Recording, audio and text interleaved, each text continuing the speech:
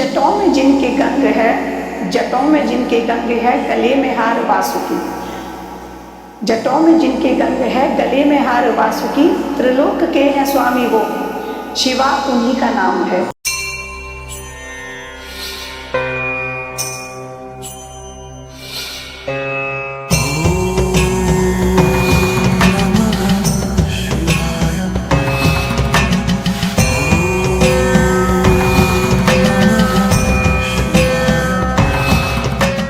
आपके लिए शिव क्या है, यहां से मैं शुरुआत करूं। शिव अंधकार है तो शिव शून्य है, शिव आपकी चेतना है तो शिव आपकी आत्मा है। काल हर, दुख हर, कष्ट हर, रोग हर, दारिद्र्य हर, हर हर महादेव, नमः पार्वती पते। शिवत्व की प्राप्ति के बाद कुछ प्राप्त करने को तो रह नहीं जाता। तो शिव तत्व क्या है? शिव तत्व है, 16 तत्व होते हैं। ये 4-5 साल में अचानक से चेंज क्यों आ रहा है? अर्थ की जो डायमेंशंस हैं वो चेंज हो रही हैं। ऐसे वैदिक काल की तरफ ये दुनिया बढ़ रही है। सतयुग जैसा हो जाएगा। महादेव के ये अलग अलग रूप अलग अलग हैं। सबने अपने अनुसार उनका नाम रखा, लेकिन शिव क्या है? निराकार है। क्या ये भावना से अलग अलग शिव के जो स्वरूप बने, ये अलग अलग एनर्जी देते हैं? अगर आपके जीवन में संकट ज्यादा है तो हमें उग्र स्वरूप की ही पूजा करनी पड़ेगी। तो हर व्यक्ति को आप रिकमेंड करते हैं आज ऑन कैमरा कि हर व्यक्ति अपने घर में काल भैरव की पूजा करे। ये कलयुग में काल भैरव और काली की पूजा आपका सुरक्षा कवच है। लोग कहते हैं शिवलिंग को महिलाएं टच ना करें, तो क्या महिलाओं को टच नहीं करना? मैं यहाँ बताना चाहूंगी, लिंगम का अर्थ होता है संस्कृत में चिन्ह। थर्ड आई एक्टिवेशन मेरा हो चुका है। मैं आपको आज ये सोशल मीडिया पे पहली बार बता रही हूँ। बिल्कुल। शिव तांडव स्तोत्र बहुत संस्कृत में क्लिष्ट है, क्या सुनने से काम बन जाएगा? इसके बारे में मैं ये बताती हूँ, करना चाहिए। ये जो कांवड़ यात्रा हो रही है, क्या ये असली कांवड़ यात्रा है? तुषार जी, जो आजकल चल रहा है ये प्रचलन मेरी समझ से बिल्कुल बाहर है और ये कांवड़ यात्रा का स्वरूप नहीं है। शाम के वक्त शिव पर जल चढ़ाएं कि नहीं चढ़ाएं? शिवो भूत्वा शिवम जयेत। तो कुछ प्रेडिक्शन है अगले 6 महीने के लिए? आतंकवादी हमला फिर होगा। हर हर महादेव, कैसे हैं आप? मैं हूं तुषार कौशिक और आप देख रहे हैं डिजिटल जॉकी का एक और पॉडकास्ट। आज के पॉडकास्ट में हम बात करेंगे महादेव पर, जो हो सकता है आपके लिए भोलेनाथ हूं, किसी के लिए भूतेश्वर हूं, किसी के लिए पीपलेश्वर हूं, और आपके आसपास जो मंदिर हो उस मंदिर में वो किसी और नाम से जाने जाते हो। क्योंकि महादेव एक ऐसे देवता हैं जो देवों के देव हैं और जिन्हें जहां बिठा दिया जाए वो वहीं के हो जाते हैं। किसी ने बहुत खूब कहा है कि शिव को जहां बिठाया वो वहीं के हो गए, पीपल के नीचे बिठाया तो पीपलेश्वर हो गए और शमशान में बिठाया तो भूतेश्वर हो गए। तो ऐसे ही महादेव पर चर्चा करेंगे, सबके लिए अलग अलग होते हैं शिव। आज मेरे साथ जो गेस्ट हैं जानी मानी एस्ट्रोलॉजर हैं, अध्यात्म की गहरी समझ रखती हैं, तंत्र पर, भैरव तंत्र पर, शिव पर बहुत कुछ जानती हैं, तो क्यों ना उन्हीं से जाना जाए। सबसे पहले शिवांगी जी, आपका स्वागत है हमारे पॉडकास्ट में। सावन के महीने से पहले हम ये पॉडकास्ट रिकॉर्ड कर रहे हैं और उम्मीद है कि सावन होते होते या सावन के बीच में ये पॉडकास्ट लोग हमारा देख रहे होंगे। सबसे पहले, क्योंकि शिव सबके लिए अलग है, मेरे लिए हो सकता है महादेव हूं और आपके लिए वो भोलेनाथ हूं, किसी के लिए वो महाकाल हूं, तो आपके लिए शिव क्या है, यहां से मैं शुरुआत कर रहा हूं। काल हर, दुख हर, कष्ट हर, रोग हर, दारिद्र्य हर, हर हर महादेव, नमः पार्वती पते। मेरे लिए शिव ना मेरी उस चेतना का आधार है जो मुझे शिवत्व से जोड़ती है। मुझे शिव ने सब कुछ प्रदान किया है। अब इस संसार में शिव की कृपा से मुझे कुछ पाने की चाह भी नहीं रही और सब कुछ प्राप्त कर लिया। शिव मेरी ऊर्जा का वो केंद्र है जो मुझे अपने अंदर महसूस होता है। हमारे ही बॉडी में तुषार जी शिव भी हैं और शक्ति भी हैं। तो अब आकर शिवत्व की प्राप्ति के बाद कुछ प्राप्त करने को तो रह नहीं जाता, लेकिन मेरी ऊर्जा, मेरी जो शक्ति है वो शिव तक पहुंच चुकी है और वो एहसास मुझे शिव ही कराते हैं। अगर मैं किसी को किसी का भूत बता रही हूँ, भविष्य बता रही हूँ, किसी के प्रेडिक्शंस दे रही हूँ, तो वो शिव बताते हैं। अच्छा। तो शिव मेरे लिए मेरी आत्मा है, मेरे आत्मा के रक्षक हैं, मेरे आत्मा के पिता भी हैं। बायोलॉजिकल फादर मेरे डॉक्टर अमरीश निर्भय हैं, लेकिन मेरी आत्मा के जो पिता हैं जी वो शिव हैं। आपने कहा शिवत्व की प्राप्ति हो गई, तो शिव तत्व क्या है? शिव तत्व है, 16 तत्व होते हैं जी, तो वो हमारी ही बॉडी में है, उनको जागृत करना होता है। तो कुंडलिनी जागरण में ये सारी चीज़ें होती हैं। मैं ये नहीं कहती कि मेरा कुंडलिनी जागरण हो गया है, लेकिन काफ़ी हद तक मैंने अपने चक्रों पर काम किया है और उनके माध्यम से मुझे शिवत्व की प्राप्ति हुई है। मुझे अपने मूलाधार का पता है कि मूलाधार मेरा कैसा काम कर रहा है, कितना काम कर रहा है, महसूस होती हैं वो चीज़ें। पहले तो मुझे चक्रा के बारे में भी नहीं पता था। आज से 5 साल पहले मुझे नहीं पता था कि क्या चक्रा होते हैं। लेकिन आज मुझे अपने सारे चक्रों के बारे में पता है। 7 चक्रा और जो 8वां चक्रा है, सोल चक्रा बोलते हैं जिसको। जी। 7 चक्र सबने सुने हैं, जी। 8वां है सोल चक्रा। अच्छा। तो उस सोल चक्रा में मुझे शिवत्व की प्राप्ति हो चुकी है, जो एक आत्मा का चक्र होता है। तो मेरे आत्मा में शिव हैं, तो वो शिवत्व की प्राप्ति होती अच्छा, आपने है। 5 साल पहले का जिक्र किया। एक सवाल मेरे मन में ये आता है और बहुत दिनों से मैं सोच भी रहा था कि ऐसे 2 साल, 3 साल, 4 साल, मैक्स टू मैक्स 5 साल, इन साल से पहले यानी कि इस समय से पहले बहुत कम लोग थे जो ये जानते थे कि सोल क्या है, सोल प्लान क्या है, आकाशिक क्या है, या चक्रास क्या हैं, या कुंडलिनी जागरण क्यों जरूरी है। बहुत एक मुट्ठी भर लोग थे दुनिया के अंदर जो ये जानते थे। आज पॉडकास्ट की वजह से बहुत सारे गेस्ट हमारे पास आए, बहुत मिलियंस की, अगर जब हम ट्रैफिक की बात करते हैं, क्योंकि मिलियंस की ट्रैफिक सिर्फ मेरे यूट्यूब चैनल पर, और ऐसे हजारों चैनल हैं जहां पर मिलियंस के ट्रैफिक है, यानी कि बिलियंस में लोग ऐसे हैं जो आज इन सब चीजों के बारे में जान रहे हैं। ये 4-5 साल में अचानक से चेंज क्यों आ रहा है? 4-5 साल में चेंज आ रहा है क्योंकि अर्थ की जो डायमेंशंस हैं वो चेंज हो रही हैं। पहले भी था, ये तो अनादिकाल से था। जी। चक्रा के बारे में पहले जो हमारे ऋषि मुनि थे अपने चक्रा पर ही काम करते थे, तपस्या करते थे। जी। स्पिरिचुअल लाइफ उनकी जो भी यात्रा होती थी, आध्यात्मिक यात्रा रहती थी ऋषि मुनियों की। सारे वेदों में इसका उल्लेख है, पुराणों में इसका उल्लेख है, लेकिन उस समय तक ये जागृति नहीं थी। अब इन पिछले 5 सालों में चीजें चेंज हुई हैं। तो आप ये मानते हैं कि पिछले 1500 साल या 2000 साल, खासतौर पर मैं बात करूं जब से आक्रमण भारत पर शुरू हुए और जी। तमाम चीजें हुई, एक समय था जब चीजें गायब होने लगी और जंगलों में सिमट कर रह गई, गुफाओं के अंदर ऋषि मुनि चले गए, वहां सिमट कर रह गई। वापस से जो नई चीजें अब समाज के अंदर हम देख रहे हैं, एक यूथ भी 20 साल का जान रहा है कि चक्रा क्या होता है, वो भी मेडिटेशन की तरफ अट्रैक्ट हो रहा है। सोशल मीडिया का दौर है, अच्छी बात है कि उससे हमारी ताकत बढ़ गई, लोगों तक रीच बढ़ गई। लेकिन क्या आप ये मानते हैं कि जो वैदिक काल था, अब वापस से एक नए ऐसे वैदिक काल की तरफ ये दुनिया बढ़ रही है? बिल्कुल बढ़ रही है। और जैसे मैंने बताया भी था आपके लास्ट पॉडकास्ट में कि 8 सालों में वापस से वो चीजें आएंगी, सतयुग जैसा हो जाएगा माहौल। तो ये वही है कि सतयुग नहीं आ जाएगा, कलयुग ही रहेगा, लेकिन हम अपने विचारों से, अपनी आध्यात्मिक यात्रा से चीजों को सतयुग जैसा बना देंगे। तो ये पृथ्वी जो है, इसकी चीजें चेंज हो रही हैं, अर्थ की डायमेंशन चेंज हो रही है। अभी हम 3D वर्ल्ड में हैं, लेकिन हम फिफ्थ वर्ल्ड में डायमेंशंस में जा रहे हैं जी। तो ये हमारे जो चक्र है ना, जब हम चक्रों पे काम करते हैं तो हमें बहुत सारी चीजें खुद पता चलती हैं। आज का यूथ क्यों जा रहा है, क्योंकि आज इतना स्ट्रेस है, किसी को स्ट्रेस फेस करने में प्रॉब्लम हो रही है और झेल ही नहीं पा रहा है, हैंडल नहीं हो रहा। 20 हाँ, साल का बच्चा भी डिप्रेशन पिल्स ले रहा है। 20 साल का नहीं, 10 साल का बच्चा भी स्ट्रेस में आ रहा है। अगर उसके मार्क्स कम आ गए या स्कूल में उसको उसके फ्रेंड के इक्वल मार्क्स नहीं आया या आपने उसको गैजेट नहीं दिलाया, वो इसी चीज से स्ट्रेस में आ रहा है। तो इन सब के लिए भी बहुत जरूरी है कि हमें अपनी आध्यात्मिक यात्रा शुरू की जाए। और इसकी तरफ अट्रैक्ट क्यों हो रहा है, कहीं ना कहीं इसमें शांति का अनुभव होता है, मानसिक शांति मिलती है, आध्यात्मिक शांति मिलती है जब हम इस तरफ जाते हैं। आपके अनुभव ऐसे रहे, मेरे अनुभव ऐसे रहे, मैं आपसे साझा करूंगी कि आप ये कीजिएगा, आपके अनुभव ठीक रहे, आपने किसी और से कहा, तो इसके बेनिफिट्स है ना जी। तो इसलिए लोग इस तरफ बढ़ रहे हैं आगे, और बढ़ना भी चाहिए। मैं तो कहती हूँ एक 6 साल के बच्चे को भी आप योग करना सिखाइए, योग में ध्यान की अवस्था तक उसे पहुंचाइएगा। अब 6 साल का बच्चा ध्यान कैसे करेगा जी। उससे कहो जो चीज अच्छी लगती है उसी का ध्यान करो आप।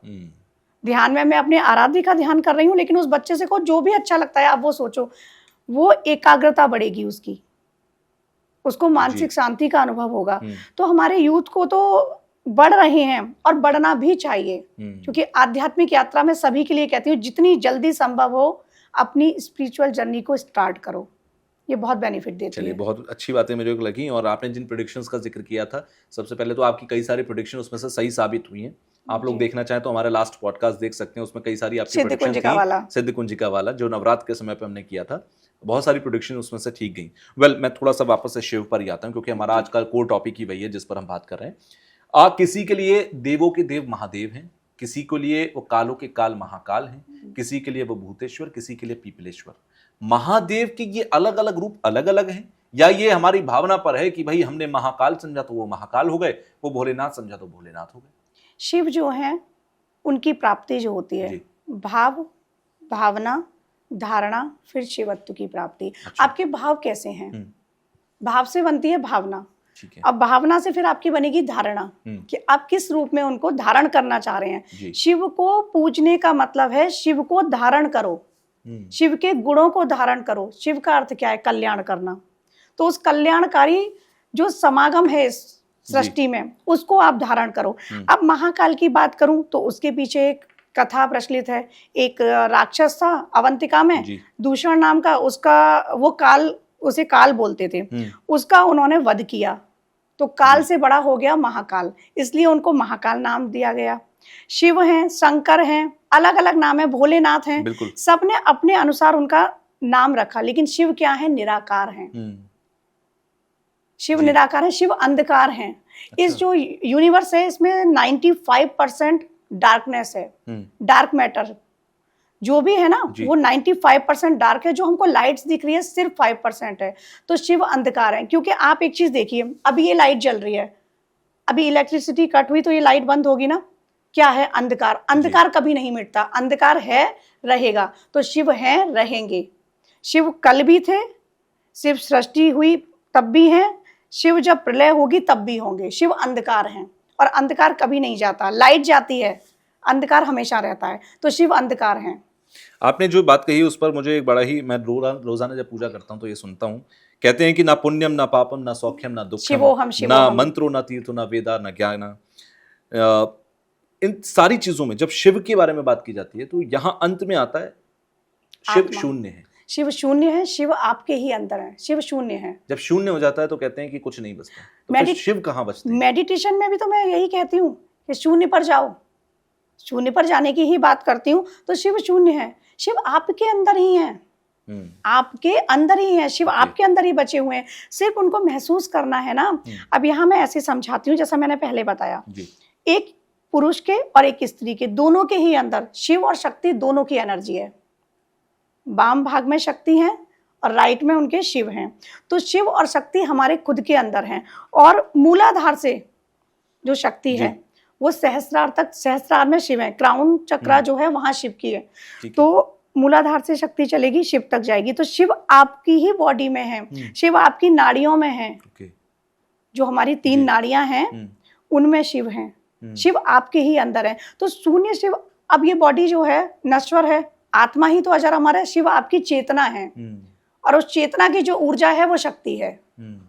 तो जब कहते हैं कि शिवोहम शिवोहम, तो इसका अर्थ हो गया कि मैं ही शिव हूँ, मैं ही शिव हूँ। और इसमें है अहम ब्रह्मास्मि जो है, उसमें आ, हा और मा, इसमें तीनों जो है ना, उसमें शक्ति, शिव और ये आत्मा, तीनों समाहित है अहम में। जो हम कहते हैं ना अहम ब्रह्मास्मि, मतलब मैं ब्रह्म नहीं हूँ, मुझ में ब्रह्म है। तो जो अहम है उसमें शिव, शक्ति और ये आत्मा, आपकी आत्मा में ही शिव है। आपकी जो आत्मा है वही शिव है और वही शून्य है। आत्मा तो अजर अमर है ना, जब बॉडी गई दूसरी बॉडी में, फिर उसने नया शरीर धारण करा, भगवत गीता में लिखा हुआ है। तो शिव आपकी आत्मा है, शिव ऐसे शून्य है। और शिवत्व, तो जैसे मैं बार बार शिवत्व की प्राप्ति की बात कर रही हूँ, शिव की बात कर रही हूँ, तो मैं आत्मा पर ज्यादा बात करती हूँ। जनसाधारण को वो चीजें थोड़ी कम समझ में आएंगी, लेकिन जो आध्यात्मिक यात्रा में समझेंगे कि हमारी आत्मा में शिव है, हमारी आत्मा में शक्ति है, ऊर्जा और पदार्थ दोनों का समागम है ना सृष्टि में। यानी कि आप कहते हैं कि भगवान कहीं बाहर नहीं है, भगवान आपके अंदर है। आप बाहर सिर्फ माध्यम के जरिए भगवान से जुड़ने की कोशिश कर रहे हैं कि मैं जा रहा हूँ किसी मूर्ति की पूजा कर रहा हूँ। बिल्कुल, बट मूर्ति पूजा भगवान नहीं है, भगवान आपके अंदर है, वो मूर्ति आपके लिए एक माध्यम है। आप कह रहे हैं, आप एक चीज बताइए, सपोज मैं किसी मंदिर में गई, शिव की मूर्ति लगी हुई है, माता पार्वती की लगी है, मैंने उनको पूजा, मैंने उनको उस स्वरूप में देखा, ठीक है, पूजा की। वही स्वरूप किसी दूसरे मंदिर में दूसरी तरीके से हो सकता है, मूर्तियां अलग अलग होंगी, मैंने उस स्वरूप में पूजा, लेकिन शिव का ये स्वरूप तो है ही नहीं ना, शिव तो निराकार है, शिव आप ही के अंदर है। तो उस निराकार ब्रह्म को समझना शिव है। अच्छा, निराकार ब्रह्म शिव है। और शिवोहम जो बात है, शिवोहम मतलब मैं, मेरी आत्मा, शिवोहम शिवोहम, मैं तो अपने मेडिटेशन में सांब सदाशिव या शिवोहम ही करती हूँ, और मेरा प्रोटेक्शन भी वही है। मैं कोई मंत्र जाप ऐसे नहीं करती, शिवोहम शिवोहम और सांब सदाशिव, क्योंकि सांब सदाशिव में माँ अम्बा भी हैं और शिव भी हैं, दोनों हैं। और इस सृष्टि के सृजन के लिए दोनों का होना बहुत जरूरी है। शिव सभी का कहते भी हैं और कि शिव शक्ति के का बिना भी। शक्ति अधूरी, शक्ति के बिना शिव, और शिव में से अगर शक्ति ई हटा दें तो वो शव बन जाता है। तो वो शव बन जाता है, बिल्कुल। और आप देखिएगा जो साधनाएं होती हैं उसमें भी शिव, अघोरी हम बात करेंगे अभी आगे, उनमें भी शिव और शक्ति के बारे में, शिव साधना, शव साधना। तो जब ई हटा तो वो शव साधना हो गई। अच्छा, काल भैरव पर मैं आऊंगा, महाकाल। जब हम शिव की साधना करते हैं, एक होता है कि मैं रोजाना पूजा कर रहा हूँ भगवान की, शिव की पूजा कर रहा हूँ कि मेरा जीवन अच्छा चले, प्रभु मैं तुम्हारे लिए समर्पण दे रहा हूँ। लेकिन कुछ होता है जैसे एक्सपर्टीज हो गई, कोई तंत्र विद्या कर रहा है तो वो काल भैरव की पूजा करता है, किसी को प्रोटेक्शन चाहिए तंत्र मन से वो काल भैरव की पूजा करता है, कहते हैं कि काल भैरवाष्टकम आप पढ़िए डेली। ऐसे ही अलग अलग रूप हैं शिव के जो भावनाओं से जुड़ते हैं। किसी को ताकत चाहिए, प्रोटेक्शन चाहिए, वो काल भैरव की पूजा करता है, वो महाकाल के मंदिर में जा रहा है। किसी को अगर किसी की शादी नहीं हो रही किसी लड़की की, वो गौरी शंकर मंदिर में जाता है, वो गौरी शंकर की पूजा करता है। क्या ये भावना से अलग अलग शिव के जो स्वरूप बने ये अलग अलग एनर्जी देते हैं कि मैंने काल भैरव को पूजा तो मुझे प्रोटेक्शन मिलेगी, शायद वो गौरी शंकर से ना मिले, ये होता है क्या? बिल्कुल होता है। अभी आप देखिएगा, एक मेरा स्वरूप है जी। आध्यात्मिक यात्रा में, तो वो स्वरूप मेरा दूसरा है। लेकिन जब मैं अपने घर पे होती हूँ तो मेरे माँ का स्वरूप दूसरा है, मैं अपने बच्चे का लालन पालन कर रही हूँ, वो स्वरूप दूसरा है। पति के साथ मेरा दूसरा स्वरूप है, मेरा अपने पिता के साथ दूसरा स्वरूप है। ऐसे ही शिव के ये स्वरूप है। काल भैरव अष्टकम की जो आपने बात करी है, इस कलयुग में राहु जिनका खराब है तो उनके लिए काल भैरव अष्टकम का पाठ करना चाहिए। अब जिनकी संस्कृत अच्छी नहीं है तो वो पाठ ना करें, वो सुने, क्योंकि काल भैरव अष्टकम एक ऐसा स्तोत्र है जिसको करने से रोग व्याधि सब नष्ट होती है। आपके घर में कोई नेगेटिव एनर्जी आपको फील हो रही है, आप उसका पाठ करिए या उसका म्यूजिक प्ले करिए, अपने वाईटी पर आप चला दीजिएगा और म्यूजिक अपने घर में, क्योंकि सराउंडिंग में जा रहा है ना, फ्रीक्वेंसी जा रही है, यूनिवर्स फ्रीक्वेंसी पर ही है, वाइब्रेशन पर है, तो वो वाइब्रेशन अपनी वाइब्रेशन के साथ उस फ्रीक्वेंसी को मैच कीजिएगा। अब यहीं पर बताती हूँ काल भैरव पूजा। काल भैरव पूजा करनी चाहिए। लोग डरते हैं, लेकिन लोग डरते हैं, मैं माफी के साथ आपको रोक रहा हूँ, लोग कहते हैं कि घरों के अंदर काल भैरव की पूजा क्यों करना, उग्रदेव है, उग्रता आ जाएगी, लड़ाई झगड़ा होगा, तंत्र मंत्र, मतलब लोग जाना नहीं चाहते, डरते हैं उस रूप से। जाना नहीं चाहते क्योंकि स्वरूप ऐसा, कहते हैं ना, प्रस्तुत किस तरीके से कर रहे हो। मेरा थोड़ा सा किसी बात को प्रेजेंट करने का तरीका अलग है, क्योंकि अल्टीमेट एक ही है, उन्हीं के सब स्वरूप हैं। अगर हमें किसी बाढ़ प्रभावित एरिया को पार करना है तो हमें नौका को बहुत मजबूत बनाना पड़ेगा। बिल्कुल। छोटी सी एक कश्ती से हम पार नहीं कर पाएंगे। तो अगर आपके जीवन में संकट ज्यादा हैं तो सौम्य रूप से सीधा साधा इंसान कितना चीजें कर लेगा, तो हमें उग्र स्वरूप की ही पूजा करनी पड़ेगी। कलयुग में जितनी ज्यादा तंत्र मंत्र कितने गलत तरीके से लोगों को सब परेशान कर रहे हैं, तंत्र का स्वरूप भी बिगाड़ के रख दिया है, ब्लैक मैजिक कर रहे हैं, तो उसके लिए फिर आपको काल भैरव की पूजा करनी पड़ेगी। कोई बड़ा तंत्र किया हुआ है, काल भैरव की पूजा करनी है। कोई बड़ा रोग है, कोई बड़ी नेगेटिव एनर्जी आपके घर में है, काल भैरव की पूजा करनी पड़ेगी। और कलयुग में तो महाकाली और काल भैरव को जागृत बताया है, करनी चाहिए। अब महाकाली पे भी लोग कहते हैं नहीं करनी चाहिए, लेकिन आप करो, माँ है वो, माँ का स्वरूप है। मैं भी गुस्सा होती हूँ ना अपने बच्चे से, उग्र स्वरूप में आती हूँ ना, तो महाकाली कभी भी आपको दंडित नहीं करती है, आपको परेशान नहीं करती, उनकी भी पूजा की जा सकती है। लेकिन वैसे काली का बात मैं बता रही हूँ यहाँ पे, भद्रकाली की पूजा करो अपने घर में, काल भैरव की पूजा करो, लेकिन भद्रकाली के साथ बटुक भैरव की पूजा है, वहां काल भैरव नहीं है, महाकाली के साथ काल भैरव है। तो काल भैरव की पूजा करनी चाहिए। और मैं कहूंगी कि एवरी संडे अगर राहु शनि ये आपको पीड़ित कर रहे हैं, आप भैरव मंदिर जाओ। अच्छा। वहां जाकर आप इमरती जो होती हैं, जो दाल से बनी हुई होती है, उड़द की दाल से 1.25 किलो इमरती ले लीजिएगा। और अगर आपकी श्रद्धा है, आप सामर्थ्यवान हैं, 5.25 किलो ले लें। वो इमरती वहां दान करें गरीबों को, दही बड़ा ले जाएं, दही बड़ा दान करें। ऐसा करने से ये ग्रह आपके संतुलित होते हैं और साथ ही भैरव भगवान के आप, अगर आपको राहु खराब है, अगर आपको शनि खराब प्रभाव दे रहा है, तो आप ये चीज करके उनका प्रभाव अच्छे में बदल सकते हैं। अच्छे में बदल सकते हैं। राहु का जो अच्छे इंपैक्ट है वो आपको मिलने लगे, जो शनि के अच्छे इंपैक्ट है वो आपको मिलने लगे। रीजन देती हूँ, क्योंकि नवग्रह स्वर हैं शिव जी, सारे ग्रह उन्हीं के अधीन है और शिव के ही तो अवतार हैं काल भैरव। तो राहु को वो कंट्रोल करते हैं। आप कीजिएगा, काल भैरव अष्टकम का पाठ कीजिएगा। कितने कितने ऐसे लोग होते हैं कि राहु की जब उनपे अंतरदशा हो या महादशा हो, क्योंकि राहु अच्छा है होता है चार्ट में, राहु खराब होता है चार्ट में, लेकिन अच्छा राहु भी आपको भ्रमित करता है, इल्यूजन क्रिएट करता है, उसका एक बेसिक है ना, तो वो ना हो आपकी लाइफ में। अगर आपके चार्ट में राहु अच्छा भी है तब भी आप करो काल भैरव पूजा। बड़ा भगवान की पूजा जैसे लास्ट में मैंने बताया था, वो करो। अब यहाँ पर काल भैरव की एक चीज और बताना चाहूंगी अपने दर्शकों को, कि काल भैरव की साधना में नहीं जाएं, वो बिना गुरु के ना जाएं। कई बार क्या होता है, मेरे पास भी ऐसे क्लाइंट आते हैं कि हम साधना में जाना चाह रहे हैं, मैम गाइड कीजिएगा। तो साधना में बिना गुरु के नहीं जाना चाहिए, किसी मंत्र का जाप बिना गुरु के नहीं करना चाहिए, लेकिन काल भैरव की पूजा मंदिर में जाके उनको कुछ समर्पित करना, उनकी पूजा आप कर सकते हैं और कीजिए। अच्छा, जैसे जैसे 2025, 2024, 2023 साल दर साल अगर हम देखें, इंसान परेशान ज्यादा होता जा रहा है, हर साल परेशानी बढ़ती जा रही है। क्यों? जी एम्बिशंस ज्यादा हो गई लोगों की, जो समय है वो टफ आने लगा, परिवार छोटे हो गए, पहले बड़े परिवार थे, एक दूसरे की ताकत बनकर चलते थे, आज छोटे परिवार टूटते जा रहे हैं। ऐसे समय में जब चैलेंजिंग समय आपके साथ चल रहा हो और भविष्य भी आपको चैलेंजिंग दिख रहा हो, क्या जिस बात का आपने जिक्र किया कि काल भैरव महाकाली की पूजा करिए, क्योंकि अब आपको एक स्पेशल एनर्जी की, एक तेज एनर्जी की, एक आपको एग्रेसिव एनर्जी की जरूरत पड़ेगी। क्यों? जब स्ट्रगल बढ़ता है, जेलिसी बढ़ती है, फिर लोग आप पे नेगेटिव एनर्जी का भी इस्तेमाल करने की कोशिश बिल्कुल। करते हैं। और अगर कोई तंत्र विद्या नहीं भी कर रहा है तो आपको आके नजर लगा रहा है, ठीक है, गलत ईर्ष्या से आपके घर में आ रहा है, वो नजर लगा के जा रहा है। तो हर व्यक्ति को आप रिकमेंड करते हैं आज ऑन कैमरा कि हर व्यक्ति अपने घर में काल भैरव की पूजा करे। नहीं रखना चाहते आप काल भैरव अष्टकम पढ़िए, नहीं पढ़ सकते तो आप सुनिए। बिल्कुल, आप अपने घर में उनका तस्वीर नहीं रखना चाहते हो, मत रखो। जी, रख सकते हो, लेकिन आपकी इच्छा है नहीं रखना चाहते महाकाली की, या आप काल भैरव की जी। तस्वीर रखना नहीं चाहते, तो मत रखो। लेकिन आपके अंदर ही है ना वो, आप महसूस करो, आप मंदिर जाओ, उनके निमित्त आप दीप प्रज्वलित करो। दीप में तो साक्षात देव है ना, जी, आप दीप प्रज्वलित करो उनके लिए, उनका ध्यान करो, वो आपके परिवार की रक्षा करेंगे। सुरक्षा कवच है काल भैरव, ये मानिए कलयुग में काल भैरव और काली की पूजा आपका सुरक्षा कवच है, आप कीजिए।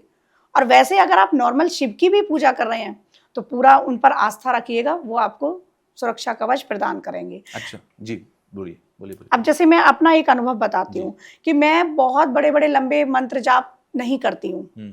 जो मेरे पर्टिकुलर मंत्र हैं, त्रिपुर सुंदरी माँ का है या जो भी है वो करती हूँ, वो एक चीज अलग है। लेकिन मैं सिर्फ शिवोहम सांब सदाशिव करती हूँ। जो कुछ भी नहीं कर सकते हैं, ऑफिस में बैठे 5 मिनट का ब्रेक तो होता ही है, उसमें मेडिटेशन करें, सांब सदाशिव फील करें, अपने अंदर फील करो उस एनर्जी को। बहुत सारे कहते हैं ना कि ऑरा क्लीन करने के लिए हम यहाँ जा रहे हैं वहां जा रहे हैं, ऑरा खुद ब खुद आपका क्लीन होता रहेगा। 5 मिनट बैठो, ध्यान में जाओ, सांब सदाशिव, शिवोहम, किसी भी आपको कहीं जाने की जरूरत नहीं पड़ेगी, आपका ऑरा खुद ब खुद क्लीन होता रहेगा। अच्छा, शिवलिंग का मैं जिक्र करूंगा क्योंकि आपने कहा कि काल भैरव घर पे नहीं रख सकते, और उससे पहले आपने एक बात और कही थी, मैं दोनों को मिक्स कर रहा हूं कि अल्टीमेटली जाति पूजा एक ही जगह पे है। आप काल भैरव के थ्रू करिए या किसी और भैरव के थ्रू करिए, आप घर में शिव की एक नॉर्मल काम सी तस्वीर रख के काम चल जाए, या फिर जैसे शिवलिंग है, कहते हैं कि घर में शिवलिंग नहीं रखने चाहिए, लेकिन ये भी कहते हैं कि स्फटिक के शिवलिंग रखिए, आप पारद के शिवलिंग रखिए, वो आप घर में रखकर शिवलिंग पूजा कर सकते हैं। तो क्या हर एक मंदिर में शिवलिंग होना चाहिए? जैसे मेरे मंदिर में, अपनी मंदिर की बताऊं, मेरे यहाँ स्फटिक के शिवलिंग है जिनकी मैं रोजाना पूजा करता हूँ, क्या ये होना चाहिए? शिवलिंग होने चाहिए। कहते हैं ना, अंगुष्ठ से बड़े नहीं होने चाहिए, उससे छोटे आकार के आप शिवलिंग रख सकते हैं। और शिवलिंग पर भी अपने दर्शकों को बताना चाहूंगी, स्वयंभू शिवलिंग है जो खुद निकले हुए हैं, देवलिंग है जिनका निर्माण देवताओं ने किया, ज्योतिर्लिंग है जो 12 ज्योतिर्लिंग है जो आकाश से उल्का पिंड ज्योति रूप में गिरे थे, और वो 12 ज्योतिर्लिंग है। पहले गिरे तो वो 108 थे, लेकिन 12 रह गए जो अस्तित्व में हैं।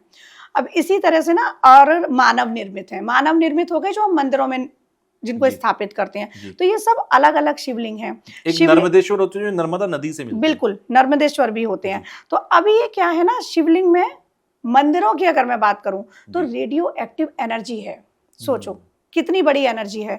शिवलिंग अगर आप घर में रख रहे हैं, पारद के रख सकते हैं, नर्मदेश्वर को भी रख सकते हैं। अच्छा। और आप अगर कोई शिवलिंग नहीं है, अब जैसे सावन आने वाला है तो मैं बताना चाहूंगी, आप मिट्टी के शिवलिंग बनाइए पार्थिव, क्योंकि माँ गौरी ने तो बालू के ही बना के शिव जी को प्राप्त किया था ना। आप मिट्टी के बनाइए, कच्चा दूध और उसमें थोड़ा सा आप देसी घी ऐड करके शिवलिंग बनाएं। शिवलिंग बना के और उनके 11 रुद्र भी बनाएं चारों तरफ, और वो बनाकर आप पूरे महीने श्रावण में उनकी पूजा कीजिएगा। मंदिर में शिवलिंग रख सकते हैं और शिवलिंग की पूजा करनी चाहिए, क्योंकि शिवलिंग में ना ब्रह्मा विष्णु महेश तीनों हैं और माता पार्वती और शिव दोनों हैं। अर्धनारीश्वर का स्वरूप है शिवलिंग, ये मानिए। तो मैं इन सारी चीजों पे बात करूंगा। एक बड़ी अच्छी बात याद आई, आज सुबह मंदिर में पूजा करते वक्त मेरे पास सिर्फ एक फूल था और उस फूल को लेकर मैं कंफ्यूज था। मैंने कहा कौन से भगवान को ही मैं फूल चढ़ाऊं। फिर मेरे सामने शिवलिंग रखे थे तो मेरे मन में यह ख्याल आया, मैंने कहा कहते हैं कि सभी देवताओं का वास और सबकी एनर्जी जो है वो शिवलिंग में है। तो मैंने अंत में वो शिवलिंग पे चढ़ा दिया, तो मुझे लगा मैंने सबको समर्पित कर दिया। बिल्कुल। तो ये एक बहुत लॉजिकल चीज है कि शिवलिंग के अंदर जो आपने एक बात कही, मैं इस चीज को यहाँ रिलेट कर पा रहा हूँ कि शिवलिंग के अंदर सबकी एनर्जी है। तो अगर आपके घर में माँ काली की तस्वीर नहीं है, आप शिवलिंग को पूजिए, माँ काली तक आपकी पहुंच एनर्जी है ना, शक्ति की एनर्जी है। क्योंकि कोई रूप नहीं है, कोई रूप नहीं है, वो निराकार है, मैं शिवलिंग पर आऊंगा कि शिवलिंग कहाँ से आए, बट यहाँ पर मैं एक भैरव वाला जो चैप्टर था हमारा, मैं उसको एक बार और डिस्कस करना चाहता हूँ। भैरव के बारे में भी मैंने सुना कई तरीके के भैरव हैं जी। और भैरव, मैंने आपके एक पॉडकास्ट भी देखा था भैरव तंत्र पर, जहां आपने बात की थी तंत्र से भैरव कैसे रिलेट होते हैं, और भैरव की पूजा क्या तांत्रिक साधना करने वाला ही करे या ग्रस्त भी कर सकता है? भैरव की पूजा पे मैं बात करती हूँ पहले, और ये भी मैं जानना चाहूंगा काल भैरव और भैरव अलग अलग चीजें क्या? भैरव के ही स्वरूप हैं सब। अच्छा। विज्ञान भैरव तंत्र है, उसमें 112 टेक्निक बताई हैं, जैसे मैं मेडिटेशन पे बात करती हूँ, और वो विज्ञान भैरव तंत्र माता पार्वती को शिवजी ने ज्ञान दिया है उसका। ठीक है। तंत्र के जो ज्ञान है ना, शिवजी ने ही दिए हैं। कहीं कहीं माता पार्वती ने भी शिवजी को दिया है, लेकिन ज्यादातर शिवजी ने माता पार्वती को दिया है। तो विज्ञान भैरव तंत्र जो है उसमें शिवजी ने बताया है कि 112 टेक्निक है ध्यान की, इस तरीके से ध्यान करो। ध्यान की ही बातें उन्होंने की, और वो भी ध्यान योगी हैं, ध्यान में रहते हैं। अब वहां पर उसमें बताया गया है, विज्ञान भैरव तंत्र में अलग अलग भैरव बताए गए हैं। जितनी शक्तिपीठ हैं जी, 51 शक्तिपीठ हैं, 51 भैरव हैं। 10 महाविद्या हैं, उनके भैरव हैं, सबके अलग अलग। जैसे त्रिपुर सुंदरी माँ है, त्रिपुर भैरव है, महाकाली है, काल भैरव है। इसी तरह से हर माँ के अलग अलग भैरव हैं। ऐसा क्यों है वैसे? स्वरूप अलग अलग हो गए ना, अल्टीमेट तो वो एक ही है, शिव ही है। भैरव है तो भैरवी है। अब जहां शिव को भैरव रूप दिया, वहां माता पार्वती भैरवी हो गई। तभी कहते हैं शिव और शक्ति अलग नहीं होती। शिव और शक्ति कभी अलग नहीं होते, वो एनर्जी एक है, एक ही फॉर्म है। अर्धनारीश्वर का स्वरूप जो उन्होंने रखा वो क्या है, वो बताने के लिए कि वो फॉर्म एक ही है। तो शिवलिंग की जहां बात करते हैं वहां शिव अकेले हैं फिर तो? उसी में है ना माता पार्वती उनके साथ। जैसे माता पार्वती की एनर्जी भी शिवलिंग में उनके साथ है। अच्छा। शिवलिंग क्या है, पदार्थ रूप में है ना जी, शक्ति उसमें ऊर्जा रूप में है। अच्छा, जो ये कहते हैं कि शिवलिंग जहां स्थापित होता है उसके चारों तरफ जो घेरा होता है उसमें भी वो माता पार्वती का होता है, माता पार्वती का होता है। अच्छा। माता पार्वती का, जैसे मैं बता रही हूँ ना, पदार्थ जो है जी, वो शिव है, चेतना शिव है, जी। उसमें जो शक्ति आई, ऊर्जा आई, वो शक्ति है। तो ऊर्जा और चेतना का जब मिलन हुआ तो वो शिवलिंग है। वही शिव है, वही शक्ति है। शिव और शक्ति कभी अलग नहीं हो सकते। सती ने जब आत्मदाह किया, 108 जन्म लिए, 108 वर्षों तक तब भी किया, तब जाके लेकिन अल्टीमेट माँ पार्वती का मिलन शिव जी से ही हुआ ना जी। वो लिखा हुआ था इतने दिन वो दूर रहेंगी, वो एनर्जी एक ही है। ओके। सारे यूनिवर्स एनर्जी पर है, और मैं एनर्जी की ही बात करती हूँ। तो एनर्जी को समझो कि वो ऊर्जा एक ही है। शिवलिंग में जो ऊर्जा है ना, माँ पार्वती और शिव जी दोनों की है। इसीलिए अकेले शिवलिंग की पूजा कर लिया आपने, एक लोटा जल भी चढ़ा दिया। क्यों कहा जाता है कि शिव जी तो एक लोटे जल से भी प्रसन्न है? क्योंकि वो जल जा रहा है उन पर, वो माँ पार्वती को भी जा रहा है, शिव जी को भी जा रहा है, और अगर देखा जाए तो ब्रह्मा विष्णु महेश तीनों को जा रहा है वो जल, सबके लिए अर्पित किया जा रहा है। शिवलिंग पर बहुत से लोग आपने देखे होंगे, कोई पूजा नहीं करते, सिर्फ एक लोटा जल चढ़ाते हैं शिवलिंग पर, और उनके सब कुछ काम बने हुए होते हैं। क्योंकि अल्टीमेट उन्होंने एक तत्व लिया कि शिव तत्व ये हैं और इन्हीं में सारे तत्व समाहित हैं, और उन्होंने पूजा कर ली। तो शिवलिंग की पूजा का विधान भी मैं अभी आपको आगे बताऊंगी। जैसे सावन आने वाला है, शिवलिंग की पूजा हर किसी को करनी चाहिए। जिसको नहीं पता है वो लोटा जल चढ़ा के कर ले, जिसको पता है वो विधि विधान से कर ले। आप विधि विधान और पूजा का तरीका बताना। एक चीज मैं यहाँ पहले क्लियर करना चाहता हूँ, लोग कहते हैं शिवलिंग को महिलाएं टच ना करें, क्योंकि ये भी भ्रांति है, मिथ है कि शिव जो है, शिवलिंग बोलते हैं ना, तो शिवलिंग से जोड़ते हैं लोग उस चीज को। तो क्या महिलाओं को टच नहीं करना चाहिए? मैं यहाँ बताना चाहूंगी, लिंगम का अर्थ होता है संस्कृत में चिन्ह। अच्छा। और शिव का चिन्ह, कल्याण का चिन्ह। तो वो लिंगम को तो वो अलग तरीके से शिवलिंग को क्यों मना करते हैं? क्योंकि सोच वो गलत में जाती है। तो वो चीज नहीं है। शिवलिंग को स्पर्श महिलाएं कर सकती हैं, और इवन करना चाहिए। जैसे मैंने अभी बताया, रेडियो एक्टिव एनर्जी होती है, तो आप जितना वहां स्पर्श करेंगे, क्यों कहा जाता है, आपको भी पता होगा, वो जल आंखों पे लगाओ जी, अपने विशुद्धि पर लगाओ। अच्छा, कहते हैं कि शिव पर चढ़ा हुआ जल ले लीजिए और आपके शरीर में कहीं पर भी व्याधि है वहां पर लगाइए। लोगों ने बहुत, अभी सोशल मीडिया पर बहुत ट्रेंड था, और लोगों ने कहा कि उनकी समस्याएं दूर हुई हैं। क्या ये होता है? बिल्कुल, समस्याएं दूर पे बताऊंगी। ये मेरी चाची का खुद एक्सपीरियंस रहा है। अच्छा। उन्होंने 5 वर्षों से उनके कोई सिस्ट थी हाथ में, तो वो लगातार लगाती रही, और उन्होंने अपना अनुभव भी मुझसे साझा भी किया। अच्छा। कि उनका वो सिस्ट गायब हो गया। अच्छा। शिव के ऊपर चढ़े हुए जल को आप लगाइए और लगाइए, कहीं भी लगाइए। आपको अगर उनकी कृपा प्राप्त करनी है, जैसे थर्ड आई एक्टिवेशन मेरा हो चुका है, मैं आपको आज ये सोशल मीडिया पे पहली बार बता रही हूँ। तो मैं यहाँ पर लगाती हूँ शिव का जल, मैं विशुद्धि पर लगाती हूँ, मैं अपने सारे चक्रा पर लगाती हूँ। मुझे हर चक्रा में उनको महसूस करना है, तो मैं लगाती हूँ। तो जो लोग आध्यात्मिक हैं इस तरीके से लगाइएगा। अपने बच्चे को लगाओ, बच्चे का पढ़ाई में मन नहीं लग रहा है, शिवलिंग के वहाँ ले जाके माथा उसका टिकवाओ, जी। उनसे नमन करवाओ और वो जल उसके लगाओ।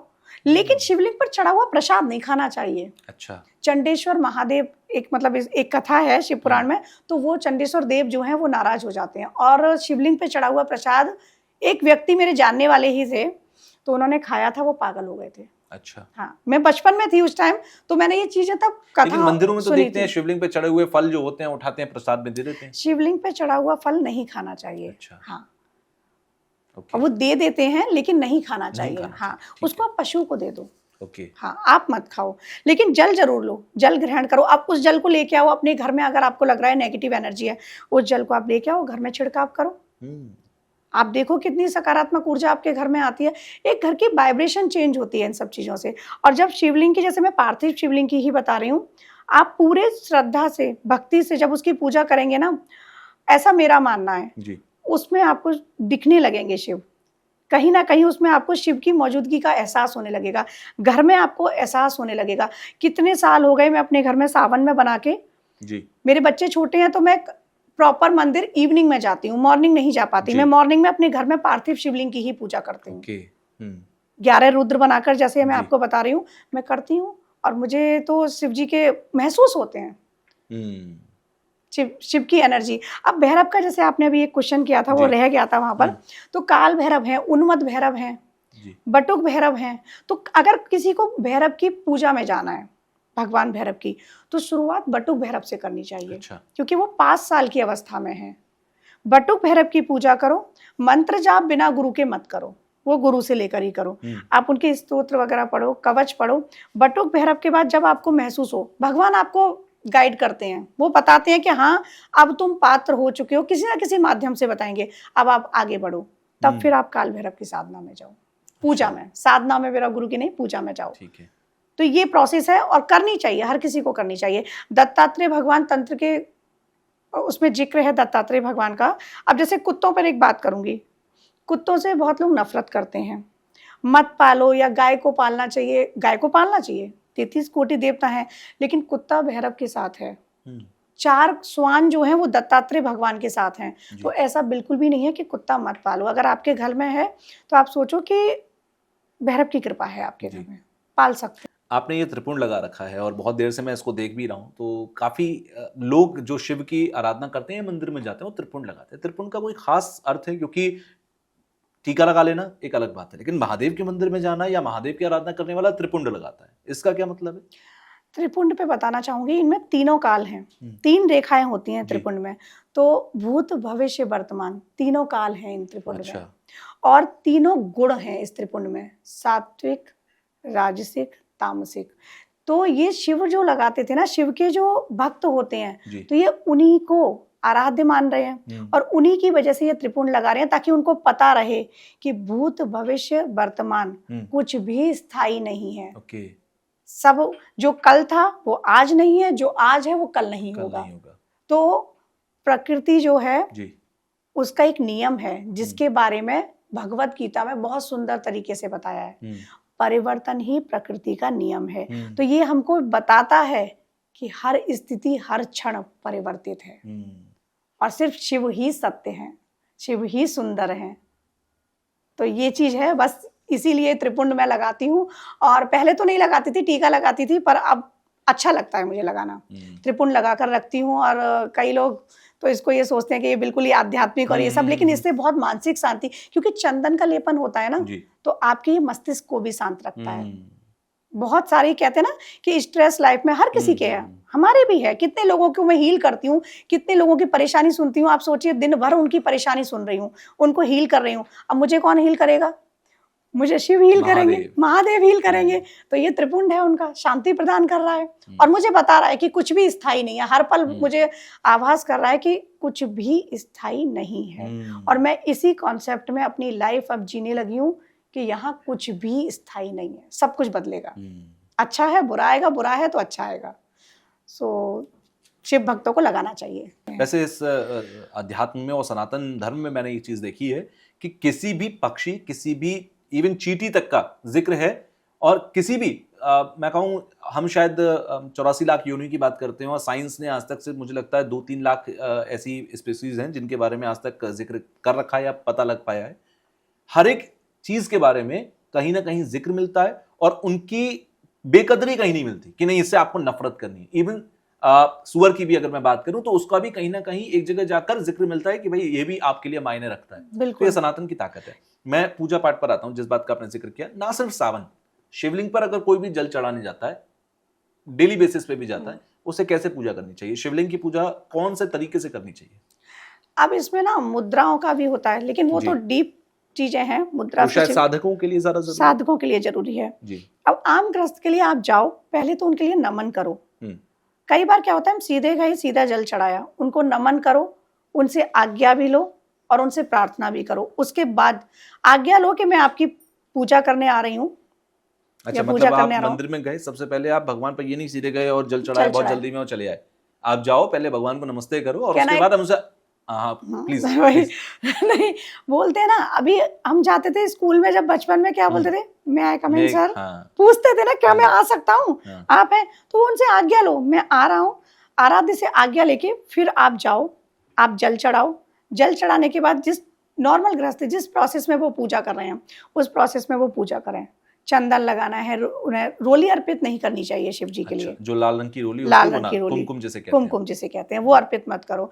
अभी शिव जी के लिए हल्दी मना करी जाती है, लेकिन कुछ विशेष ऐसे अभिषेक होते हैं जिसमें हल्दी का भी इस्तेमाल होता है। अच्छा। शिवरात्रि पर हल्दी लेपन होता है। अच्छा। लेकिन नॉर्मल आपको चंदन लेपन करना है उनको, आप लेपन करो, आप उन पे बिलपत्र चढ़ाओ। अब बिलपत्र चढ़ाने के लिए भी बोलूंगी अखंडित हो एक तो, वैसे तो आप खंडित भी चढ़ा सकते हो, भोलेनाथ तो सब कुछ स्वीकार करते हैं, लेकिन कोशिश करो कि वो खंडित ना हो, अखंडित हो। और बिलपत्र का एक मंत्र भी होता है, अगर आपको आता है तो वो मंत्र बोलो, अदरवाइज आप उसमें श्री राम जरूर लिखें। अच्छा, बिलपत्र के तीनों पत्तों पर आप श्री राम जरूर लिखें, क्योंकि शिव के आराध्य राम है, तो शिव जी प्रसन्न होते हैं। श्री राम लिखकर वो बिलपत्र आप चढ़ाते जाओ। आप बिलपत्र जब चढ़ा रहे हैं, आपके लिए बिलपत्र का मंत्र नहीं आता है, श्री राम बोल के चढ़ा सकते हैं, जय जय सिया राम बोल सकते हैं, या ओम नमः शिवाय। बहुत से लोगों का मिथ है कि ओम नमः शिवाय का जाप नहीं करना चाहिए, नमः शिवाय करो, लेकिन यहाँ मैं बताना चाहूंगी बिल्कुल कर सकते हैं आप, क्योंकि ओम जो है वो प्रणव है, भगवान शिव के 5 मुख से निकला है, तो 5 अक्षर इसमें समाहित हो गए ओम में। हाँ, और 5 अक्षर हो गए नमः शिवाय। तो ऐसे ये 10 अक्षरी मंत्र हो गया, बहुत पावरफुल मंत्र है, इसको आप कर सकते हैं। मतलब अगर सिर्फ ओम लगाती तो नमः शिवाय की ताकत दोगुनी हो जाती है, 5 से सीधे 10 मंत्र हो जाता है, सब कुछ प्राप्त करता है। अब ओम नमः शिवाय का मंत्र आप गुरु पूर्णिमा पर या फिर सावन में किसी भी दिन आप भगवान शिव से जाएं, गुरु बनाएं, जैसा मैं कहती हूँ शिव को गुरु बनाओ, उनसे ये मंत्र ले लो, भगवान शिव से ही ले लो मंत्र, वो आपको देंगे, आप उस एनर्जी को फील करो। जीवन में कुछ भी ऐसा नहीं रह जाएगा जो आपको ना प्राप्त हो। शिव को गुरु बना के ओम नमः शिवाय मंत्र लो, आप जाप करो। अब जैसा मैं बता रही थी, बिल पत्र चढ़ाते टाइम ओम नमः शिवाय बोलो, 108 बिल पत्र चढ़ाते जाओ। एवरी मंडे करो, डेली कर सकते हो डेली करो। और फिर इसके बाद आपको क्या करना है, बिल पत्र के साथ धतूरा। अब धतूरे के लिए भी बताना चाहूंगी क्यों चढ़ाया जाता है यहाँ पर। धतूरे के लिए कथा है, ये सावन मास जो है उसमें ही समुद्र मंथन हुआ था तुषार जी। अच्छा। हाँ, और उस समुद्र मंथन में कालकूट निकला था, विष का पान किया था, सभी को पता है। तो जब गर्मी हो रही थी तो महादेवी ने यहाँ उनके हाथ लगा दिया था।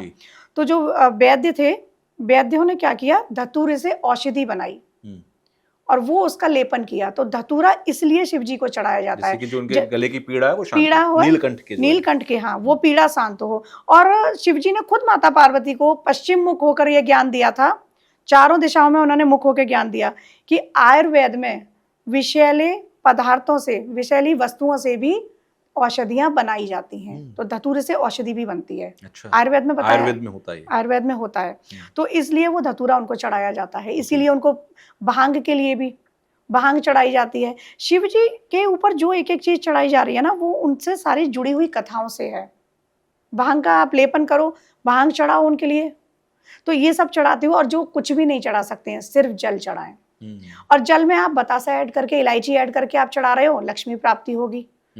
इसी तरह से अलग अलग अभिषेक भी हैं जिनको मैं बताऊंगी, जिनको करने से आपको क्या पर्टिकुलर चीजों की प्राप्ति होती है। किसी को रोग है, किसी को संतान चाहिए, इन सब का उल्लेख शुक्ल यजुर्वेद उसमें है। रुद्रा अष्टाध्यायी है जो, जिसको हम रुद्री भी कहते हैं, वहां पर इसका सब उल्लेख है किस किस चीजों से हमें अभिषेक करना चाहिए। अच्छा, रुद्राभिषेक होता है और सावन में तो बहुत लोग करते हैं, और वैसे भी साल में महाशिवरात्रि आ जाती है या प्रदोष होता है, उस जी। वक्त पर लोग करते हैं। रुद्राभिषेक डेली अगर मैं जाकर जल चढ़ा रहा हूँ भगवान को वो, और अगर मैं रुद्राभिषेक करा रहा हूँ वो, दोनों में क्या अंतर है?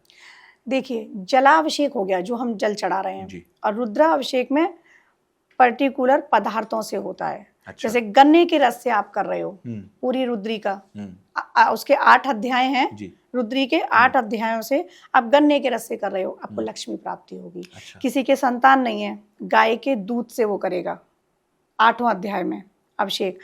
किसी को अगर बहुत ज्यादा व्याधि है, रोग हैं, संकट हैं, तो गंगा जल में कुश, आपने कुशा सुने हैं जी। जो तर्पण में काम आते जी। हैं, वो कुश डाल के उससे अभिषेक किया जाता है। तो इसी तरीके से अलग अलग उद्देश्यों से, अलग अलग कामनाओं की पूर्ति के लिए अलग अलग पदार्थों से अभिषेक किए जाते हैं।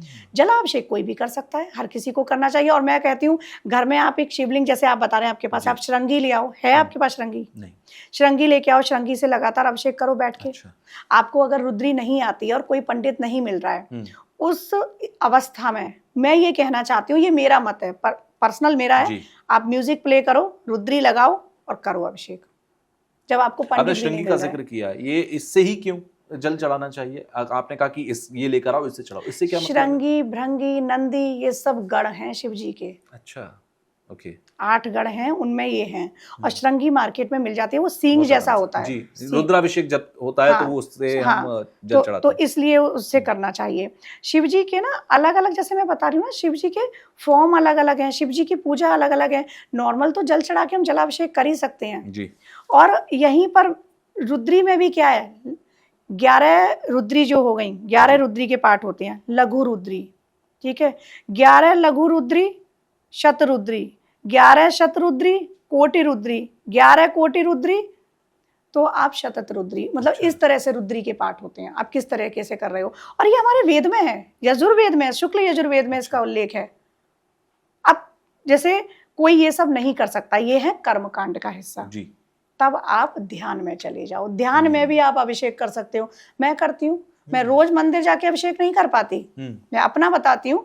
शिवजी मेरे, जैसे कहती हूँ ना, शिवजी मेरे अंदर हैं, जी। मैं डेली मंदिर जाके अभिषेक नहीं कर पाती। डेली शाम को जाकर मैं मेडिटेशन करती हूँ, अभिषेक नहीं करती, पर मैं अपने मेडिटेशन में अभिषेक करती हूँ उनका। अच्छा, वो मेरे मानसिक समक्ष होते पूजा हैं। का आपने जिक्र किया। बहुत बार क्या होता है, बहुत व्यस्त लाइफ है लोगों की, घर में महिलाओं की मैं बात करूं, बहुत जिम्मेदारियां होती हैं, नहीं डेली बैठ के पूजा कर पा रहे हैं, या बहुत सारे लोग हैं बिजनेस में बाहर हैं, मंदिर में रोज नहीं बैठ पा रहे हैं। मानसिक पूजा का जिसका आपने जिक्र किया, मानसिक पूजा का सबसे सही तरीका क्या है, पहली बात। दूसरा, मैं मान लीजिए मैंने ये ठाना कि मैं सावन में हर रोज भगवान का अभिषेक करूंगा, चौथे पांचवें दिन मुझे कोई ऐसा जरूरी काम आ गया कि मुझे बाहर जाना है, अब वो एक धर्म संकट की बात बन जाती है कि अरे मुझे पूजा भी करनी है या मैं व्यवसाय चुनूं, क्या चुनूं उनमें से? तो क्या मानसिक पूजन वहां पर एक सोल्यूशन है? आप व्यवसाय चुने, साथ में आप मानसिक पूजा चुने। अच्छा। क्योंकि मानसिक, मैंने कहा, जैसे मैं बार बार बता रही हूँ ना, हमारे ही अंदर, जब हमारे अंदर आत्मा में शिव हैं, तो आप अपनी आत्मा को, चेतना को जागृत करो और मेडिटेशन में जाओ। जो आपकी विधि है, जिस विधि से आप पूजा कर रहे हैं, उसी विधि को महसूस करेंगे आप। अगर आप अपने ध्यान में चले गए, महसूस करेंगे, आपके समक्ष आपका वही शिवलिंग होगा जिस पर आप चढ़ाते हैं, उसी प्रोसेस में आप मानसिक कर दो। अच्छा। क्योंकि वो एक आनंद की परम अवस्था है। और उसमें ना, आपको बताती हूँ, मंदिर में भीड़ में जाने से आपको उस आनंद की अवस्था में ज्यादा सुकून मिलेगा।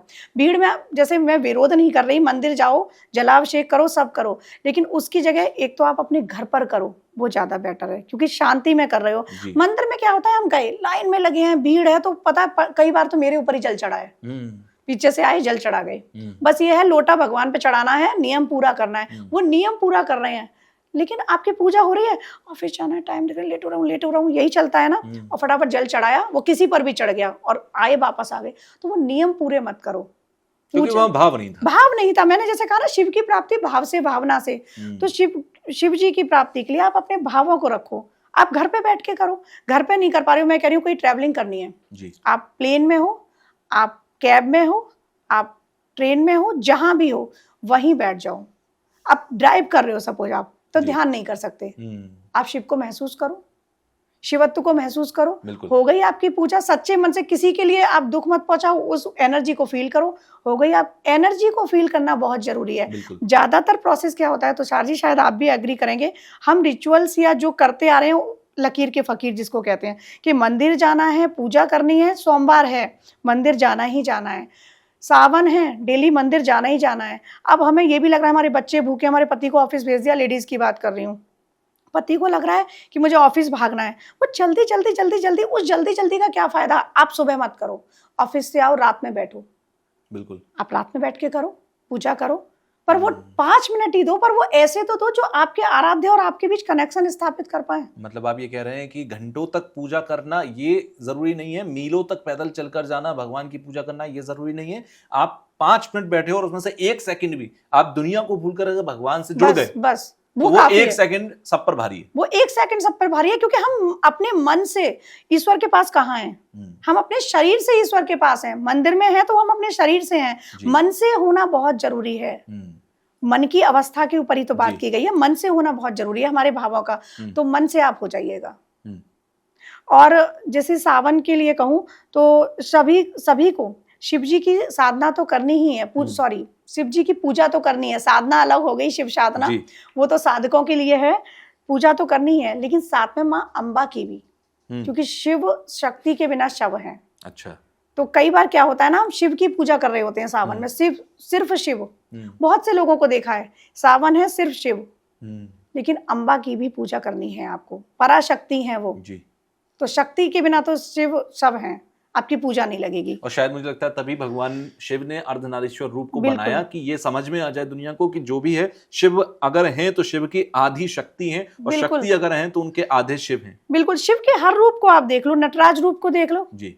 नटराज रूप में वो एक पैर उन्होंने ऊपर उठा रखा है, एक पैर नीचे है। वो बताते हैं संतुलन के बारे में, बताते हैं कि आपको संतुलित होकर भी रहना है, और इस काल चक्र को नियंत्रित भी रखना है, समय को नियंत्रित भी रखना है पूरी। और जो उनके सर्कल है पूरा, वो ब्रह्मांडीय ऊर्जा है, कि इस ब्रह्मांडीय ऊर्जा को जो संचारित करते हैं, जो संहारक भी हैं, वो शिव हैं।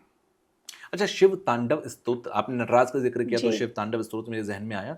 तांडव के विषय में लोग नेगेटिव सोचते हैं कि तांडव जो है वो बेसिकली एक नेगेटिव चीज है, जब शिव जो है क्रोध में है तब वो तांडव कर रहे हैं, इसीलिए शिव तांडव स्तोत्र को डेली मत करो या डेली मत सुनो। लेकिन बहुत सारे लोग ये भी कहते हैं कि ये भगवान तक पहुंचने का बहुत सही जरिया है, क्योंकि रावण ने भी शिव तांडव स्तोत्र के जरिए ही महादेव को प्रसन्न किया। शिव तांडव स्तोत्र बहुत संस्कृत में क्लिष्ट है, तो संभव नहीं हो पाता कि हर कोई पढ़ पाए या कह पाए। क्या सुनने से काम बन जाएगा? इसके बारे में मैं ये बताती हूँ, करना चाहिए। पहले इस पे बात करती हूँ। मेरे हिसाब से करना चाहिए, मेरे हिसाब से सुनना चाहिए, क्योंकि रावण प्रकांड विद्वान था जी, ठीक है, उसने इसकी रचना की। और तांडव स्तोत्र इसका नाम क्यों पड़ा, ये आपने बहुत अच्छा मेरे से पूछा। यहाँ बताती हूँ, एक तांडु ऋषि थे, जब माता सती के बाद जाने के बाद उन्होंने नृत्य किया पागलों की तरह, तब ये उनका नृत्य तांडु ऋषि ने देखा था, तो इसलिए इसका नाम तांडव पड़ा। तो माता के वियोग में उन्होंने नृत्य किया था। तो अगर आप तांडव स्तोत्र सुनेंगे तो शिव तो प्रसन्न होंगे ना, क्योंकि उनको उस स्थिति में, आप समझिए मानसिक स्थिति की मैं बात कर रही हूँ, आप उनको उस स्थिति में प्राप्त कर लेंगे जहां शिव बिल्कुल शून्य हो गए थे, जहां शिव बैरागी हो गए थे, जहां शिव ने सब कुछ त्याग दिया था माँ के जाने के बाद। तो उस अवस्था को भी आप अपने अंदर महसूस कर लेंगे। शिव का तांडव स्तोत्र जो है बहुत ही प्रभावशाली है, आप सुनो। मैं पाठ करने का नहीं बोलूंगी, क्योंकि संस्कृत के उच्चारण गलत होते हैं, तो वो भी गलत इम्पैक्ट डालते हैं, लेकिन आप सुनो। अब लोग कहते हैं घर में मत बजाओ, क्यों मत बजाओ? अगर आप शिव भक्त हो तो क्यों मत बजाओ? शिव की उस एनर्जी को आप फील कर रहे हो ना। लोगों का मिथ क्या है कि घर के में तांडव होगा आपके, तांडव स्तोत्र। मैंने ऐसा सुना है लोगों से कि तांडव स्तोत्र को आप घर में प्ले करोगे, आपके घर में तांडव होगा। वैसे तांडव नहीं होता है क्या? मैं ये पूछती हूँ, तांडव स्तोत्र जिनके घर में प्ले नहीं हो रहा है, क्या उनके घर में लड़ाइयाँ नहीं होती हैं? क्या तांडव नहीं होता है? तो उसके साथ कैसे जोड़ दिया कि वो बजाओगे तभी तांडव होगा? तांडव तो वैसे भी होता है, किसके घर में नहीं होता? वो आप प्ले करो, उस एनर्जी को आप फील करो और सुनो। अब शिव जी का जैसे स्वर्णमाला है, शिव स्वर्णमाला जी, शिव स्वर्णमाला सुनो आप, जिसमें सांब सदा से आता है। अच्छा, लास्ट में ईश नरेश, इस तरह से है ये। तो आप शिव स्वर्णमाला सुनो, अपने घर में इसको प्ले करो।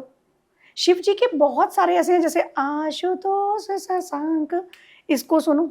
शिव जी की आप उसको ना केवल सुनने से नहीं है, जब भी आपको टाइम हो, ठीक है, उस एनर्जी को फील करो। कैब में आप जा रहे हैं या आप ड्राइव कर रहे हैं, उस एनर्जी को फील करो, एक एक वर्ड को सुनो, आप कनेक्ट कर पाओगे उन चीजों से। क्योंकि म्यूजिक जो है ना, शिव से ही संगीत निकला है।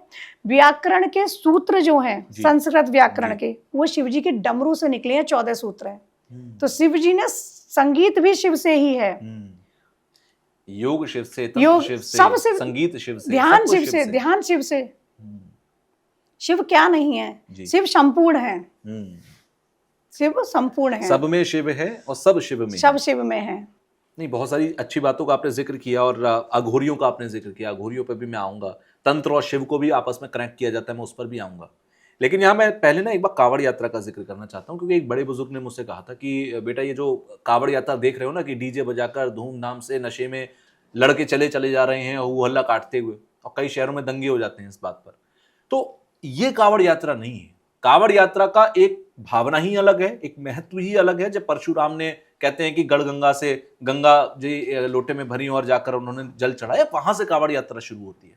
तो कावड़ यात्रा का असल मायने क्या है, और ये जो कावड़ यात्रा हो रही है, क्या ये असली कावड़ यात्रा है? तुषार जी, जो आजकल चल रहा है, ये प्रचलन मेरी समझ से बिल्कुल बाहर है, और ये कावड़ यात्रा का स्वरूप नहीं है। ये आपकी मौज मस्ती है कि आप कावड़ लेने जा रहे हैं, डांस भी कर रहे हैं, डीजे भी बजा रहे हैं। शिव ने तो ये सब नहीं कहा है ना। जैसा मैं बार बार कह रही हूँ, भाव के भूखे हैं। कावड़ यात्रा, मैंने खुद भी कावड़ उठाई है, तो मैं अपना अनुभव पहले बताती हूँ। कावड़ का अर्थ है कंधे पर ले जाकर जल ले जाना, कंधे पर रखकर। तो कावड़ कंधे पर उठाई जाती है, पहली चीज। नंगे पैर कावड़ होती है, ये आप जा रहे हैं, डीजे चला रहे हैं और उसमें जा रहे हैं, ये सब कावड़ नहीं है। नंगे पैर आप जाएंगे और नंगे पैर ही वापस आएंगे, कायदे से, राइट। अब कावड़ का महत्व क्या है? ईश्वर के लिए अपने कंधों पर लाकर जल को अर्पित करना, और वो अपने भाव के साथ अर्पित करना, अपनी श्रद्धा के साथ अर्पित करना। शिव जी ने ये तो नहीं कहा कि ये सब जो चल रहा है आप ये कीजिएगा। उन्होंने अपने स्वरूप को आपके अंदर देखा है। कावड़ियों को आपने देखा होगा, कितने लोग होते हैं कावड़ियों को जलपान की व्यवस्था करते हैं। उनका कहना होता है कि ये शिव स्वरूप हैं। तो जब वो जल लेकर जा रहे हैं ना, शिवत्व उनके अंदर आ चुका होता है।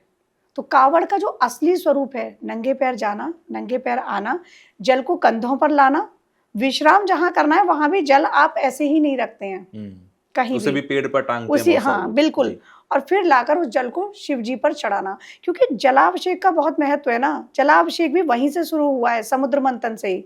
जो गर्मी उनके गले में थी उसको शांत करने के लिए। तो ये तो अपने मन को भाव शांत कर रहे हो आप, ये शक्ति प्रदर्शन है। शक्ति प्रदर्शन है। आप अपने मन का भाव शांत कर रहे हो कि इस बहाने चल रहे हैं, डांस भी करेंगे, मस्ती भी करेंगे और जाएंगे, और कावड़ शिव प्रसन्न हो जाएंगे। शिव प्रसन्न हो जाएंगे। शिव तो भाव के भूखे हैं। लेकिन मैं देखता हूँ इन्हीं कावड़ियों के बीच में धूमधाम भी है, लेकिन कुछ लोग होते हैं जो बड़ी ही श्रद्धा से, बड़ी मेहनत से, और पैरों में छाले पड़ जाते हैं, उस पर पट्टियां लपेट कर भी वो जाते हैं। तो मैं उन लोगों को, मतलब मैं तो देख के मेरी तो रोंगटे भी खड़े हो जाते हैं। शायद मेरी इतनी हिम्मत भी नहीं होगी कि मैं इतनी दूर जाके कावड़ भरूं, लेकिन जो लोग करते हैं बहुत अच्छा करते हैं। लेकिन मुझे लगता है कि ऐसे लोगों को थोड़ा रुकना और संभलना चाहिए, समझना चाहिए कि कम से कम ये कावड़ नहीं है कि धूमधाम आप इतना हैवी बेस लगाकर और आप स्पीकर बिल्कुल नहीं है, ये कावड़ नहीं है। और कावड़ भी 4 प्रकार की होती है। अच्छा, एक सामान्य कावड़ होती है, एक महाकावड़ होती है, एक डाक कावड़ होती है, एक डांडी कावड़ होती है, अच्छा। और एक खड़ी कावड़ होती है। आप किस तरीके, जैसे आपने कई लोगों को देखा होगा डंडौती करते हुए जाते हैं, तो उस तरह से है। एक महाकावड़, पूरी कावड़ ऊपर तक सजी हुई होगी वो। अच्छा। तो कावड़ के भी स्वरूप हैं, और ये शिव को ही समर्पित हैं सारी चीजें। तो मेरे हिसाब से कावड़ अगर आपको उठानी है या कावड़ चढ़ानी है, तो किसी प्रदर्शन की जरूरत नहीं है। शांति से जाओ, शांति से जल लाओ, और ऐसे किसी शिवालय को चुनो जहां भीड़ ना हो। लोग कहते हैं ये बहुत प्रचलित है इस नगर का, ये बहुत प्रसिद्ध है, यहीं कावड़ चढ़ाएंगे। ऐसा नहीं होता। शिव जी हर जगह हैं, निराकार स्वरूप में वो हर शिवलिंग में है। ऐसी जगह चुनो, कंकड़ में शंकर है, हर कंकड़ में शंकर है। तो ऐसी जगह चुनो जहां आप उनसे अपनी ऊर्जा को स्थापित कर पाओ। जब जलाभिषेक कर रहे हो तो कर तो पाओ। अब आप उस भीड़ का हिस्सा बन गए, और कावड़ इतनी दूर से उठा कर लाए हैं, लेकिन वो जल ही नहीं चढ़ा पाए। इतनी भीड़ है तो क्या फायदा। आप मेरे हिसाब से ऐसा मंदिर चुनो जहां शांति हो, कोई आता जाता ना हो, उस मंदिर में आप पूजा जहाँ करो, आप हो और शिव हो, जहाँ और आप कोई हो, और ना हो। जहाँ आप हो और शिव हो। तो कावड़ का बहुत महत्व है, कावड़ चढ़ानी चाहिए और जीवन में एक बार तो जरूर चढ़ानी चाहिए। मैंने चढ़ाई है, 2007 की बात है ये। अच्छा। तो मेरे जो टाउन एरिया है वहाँ से पास में ही भागीरथी गंगा है, लहरा, वहाँ गई थी मैं पैदल, अच्छा। और वहाँ से लेकर आई थी कावड़। तो मैंने तो कई शिवलिंग में उसका जल चढ़ाया था, एक शिवलिंग पे नहीं। हमारे नगर में गंगा माँ है, परिक्रमा मार्ग है, तो जितने भी बड़े बड़े शिवलिंग थे सब पर जल अर्पित किया था। अच्छा अच्छा, कावड़ चढ़ाने के लिए यहाँ से मान लीजिए 250 किलोमीटर दूर हरिद्वार है, ठीक है, और मेरे 50 किलोमीटर दूर एक दूसरी गंगा बह रही है, तो क्या मैं हरिद्वार जाकर लेकर आऊं वो ज्यादा मायने रखता है, या मैं पास में जो गंगा है वहां से भी भर के ला सकता हूँ? कावड़ का तरीका क्या है? मेरे हिसाब से ना, जो पास में गंगा है वो भी गंगा है, जल तो वो भी है ना, गंगा जली है। आप पास वाली गंगा पर जाओ, क्योंकि हरिद्वार तक आप जा रहे हो, होता क्या है, ठीक है आप भाव से जा रहे हो, थकान तो होगी ना, वहां से लेकर आओगे, मन तो शरीर तो परेशान होगा ना, कष्ट में तो आएगा ना, तो कहीं ना कहीं फिर भाव क्या आएगा, कितनी दूर और रह गया अभी, कितनी दूर और रह गया, यही क्वेश्चन आएंगे माइंड में। तो क्यों ना पास वाली पर जाकर ले आओ, जहां ये भाव ही ना आए कि कितनी दूर और रह गया। जैसे मैं कह रही हूँ 5 मिनट करो ध्यान, क्योंकि ज्यादा टाइम पूजा कर रहे हो, देखो कि कितना और वक्त है, कितना और वक्त है, तो वो माइंड में वो चीज नहीं आनी चाहिए। तो पास में जो गंगा हो वहां से लाओ और गंगा जल चढ़ाओ। अल्टीमेट तो आपको गंगा जल चढ़ाना है ना शिव जी पर, और गंगा तो सभी जगह है, तो पास वाली गंगा से ले आओ और जल चढ़ाओ, अपने भाव को शुद्ध रखते हुए। और कावड़, फिर दोबारा दोहरा रही हूँ, अपने जीवन में एक बार हर किसी को चढ़ानी चाहिए, इसका बहुत महत्व है। अच्छा, अब मैं शिव और तंत्र पे आता हूँ, क्योंकि शिव और तंत्र को आपस में बहुत कनेक्ट किया गया। जैसे हमने थोड़ी देर पहले भी बोला कि तंत्र जो है वो शिव से ही शुरू होता है, फिर उसके बाद कई तंत्र बने, जहां आप कौल तंत्र में चले जाओ, आप रुद्रामल तंत्र में चले जाओ, बहुत तरीके के तंत्र की बात होती है, लेकिन सारे तंत्र शुरू होते हैं शिव से, शिव जी से। अब शिव और तंत्र का आपस में रिलेशन क्या है, एक तो ये आप मुझे बताओ। दूसरा, ये जो अघोरी होते हैं, इन अघोरियों को लेकर लोग डरते भी हैं। जैसे कई बार हमारे घर के दरवाजे पर कोई अघोरी आ जाए तो हम डर के दरवाजा बंद कर लेते हैं, या चुपके से हम 10 रुपए सरका देते हैं, 20 रुपए सरका देते हैं कि जी बस हमें बस इतना ही। भयानक दिखता है ना। तो क्या अघोरियों से डरने की जरूरत है? और शिव और तंत्र का संबंध क्या है? अघोरियों से डरने की जरूरत नहीं है, शिव भी अघोरी है ना, डरो मत, मैं बताती हूँ। शिव और तंत्र का ये संबंध है, जैसे कि तंत्र क्या है, हमारी बॉडी में जो तंत्र हमारी ही बॉडी में है जी, पूरा तंत्र हमारी बॉडी में है। प्रजातंत्र, जैसे मैंने बताया, लोक तंत्र, एक सिस्टम है ना। तो शिव का तंत्र जो है वो हमारे ही शरीर में है। अच्छा। ये कुंडलनी जो है, सातों चक्रा जो है, ये तंत्र है, तीनों नाड़ियां जो हैं वो तंत्र हैं, विज्ञान भैरव तंत्र के अनुसार, और वो शिव जी ने ही बताया है। तो शिव हमारे ही अंदर है ना, जैसे मैं बार बार कह रही हूँ, तो शिव और तंत्र का संबंध हमारे ही शरीर से है। अब अगर अघोरी पे मैं बात करूं, तो अघोरी क्या है, ये एक स्वरूप है शिव जी की, वो पूजा करते हैं, शमशान में रहते हैं जी। तो अघोरी जो हैं वो शिव साधना करते हैं, शव साधना करते हैं, शमशानी साधना करते हैं। तीनों अलग अलग है? तीनों अलग अलग है। अच्छा, कैसे? शमशान में शिव, आपने देखा होगा हर शमशान में शिव जी होते हैं। हाँ, शिव की मूर्ति रहती है। शिव की मूर्ति रहती है, क्योंकि वो संहारक भी है ना, वो मृत्यु, मतलब कहते हैं ना, कालों के काल हैं, महाकाल हैं। तो शिव जी के उस स्वरूप की अघोरी पूजा करता है। अघोर पंथ में इसके बारे में बताया गया है। वो अघोर पंथ को मानते हैं और अघोर तंत्र को, पंथ के होते हैं और अघोर तंत्र की हिसाब से वो ये साधना कर रहे होते हैं। अब शिव साधना करते हैं, ठीक है, शव साधना। अब जो शिव साधना करेंगे उसमें वो क्या करेंगे, शव के ऊपर एक पैर पर खड़े होकर शिव साधना करते हैं। किसी की डेड बॉडी के ऊपर, किसी की डेड बॉडी के ऊपर खड़े हो जाते हैं एक पैर पर। अच्छा। और वो है शिव साधना, अघोरी शिव साधना। अच्छा, वो शिव साधना है। शव साधना करेंगे, वो शव के ऊपर बैठेंगे, उसको पकाएंगे भी, उसको खाएंगे भी। क्यों? क्योंकि जो अघोरी है, अघोर क्या है, सब कुछ नहीं है और कुछ भी है, उसको अघोर कहते हैं। वो अघोरी जो होते हैं ना, हर चीज को समभाव से देखते हैं। उनके लिए मरा हुआ व्यक्ति भी वही है और जीवित व्यक्ति भी वही है, समभाव में आ जाते हैं अघोरी जो होते हैं। तो वो मरे हुए को भी वो जीवित समझ रहे हैं, ना कोई पशु है, ना कोई पक्षी है, ना वो इंसान है, ना वो दानव है। वो इस स्टेट ऑफ माइंड में जीते हैं जो अघोरी होते हैं। इसीलिए वो शव पर, चिता पर पका के खा भी लेते हैं, चिता का मांस भी खा लेते हैं, क्योंकि उनके लिए सब कुछ सामान्य है, कुछ अलग नहीं है। शमशान में रहकर वो शमशान में बैठकर साधना कर रहे हैं, इसलिए अघोरियों से लोग डरते हैं। लेकिन अगर वास्तव उनके स्वरूप को सोचो तो वो किसी को नुकसान नहीं पहुंचाते हैं। वो उस स्टेट ऑफ माइंड में है कि इस जगत में सिर्फ शिव हैं, ये कुछ नहीं है। शिव मतलब चेतना, अच्छा। मतलब ऊर्जा। शरीर तो नश्वर है ना, तो उनके लिए वो कुछ है ही नहीं। वो इस स्टेट ऑफ माइंड में इस तरीके से उन साधनाओं को करते हैं। हालांकि कुछ अघोरी, कुछ जी ऐसे भी होते हैं जो तंत्र का गलत इस्तेमाल करते हैं, जिनसे ब्लैक मैजिक लोग करा के लाते हैं, लेकिन वो कुछ ही होते हैं जो लालचवश ऐसे कार्य कर देते हैं। अब नागा साधु भी होते हैं जी। तो नागा साधु जो होते हैं वो शिव को अलग रूप में मानते हैं। वो भी भस्म लगाते हैं शिव की, है ना, शिव की भस्म लगाएंगे, अग्नि जला के रखते हैं, वो प्रज्वलित। जब भी नागा साधु कहीं आप देखेंगे शिव साधना कर रहे होंगे, अग्नि प्रज्वलित होगी उनकी, और पूरे भस्म में रमे हुए होंगे, जटाएं होंगी। तो ऐसा वो क्यों करते हैं? वो अघोरियों से अलग होते हैं। वो गुफाओं में रहते हैं। नागा साधु जो होते हैं वो गुफाओं में रहते हैं, वो एकांत में रहते हैं, और उनकी साधना इस तरीके से होती है शिव को प्राप्ति की। और अघोरियों की साधना शमशान में होती है। लेकिन दोनों ही शिव को मानते हैं, कुछ स्वार्थवश करते हैं उन अघोरियों को छोड़कर। अघोरी बहुत अलग होते हैं, और नागा भी। इनसे डरने की जरूरत नहीं होती है। ये शिव के स्वरूप इसीलिए माने गए हैं। और दत्तात्रेय भगवान को ये अपना गुरु मानते हैं तंत्र का। अघोर पंथ को जैसे मैंने बताया ना मानते हैं। तो मेरे हिसाब से अघोरियों से नहीं डरना चाहिए।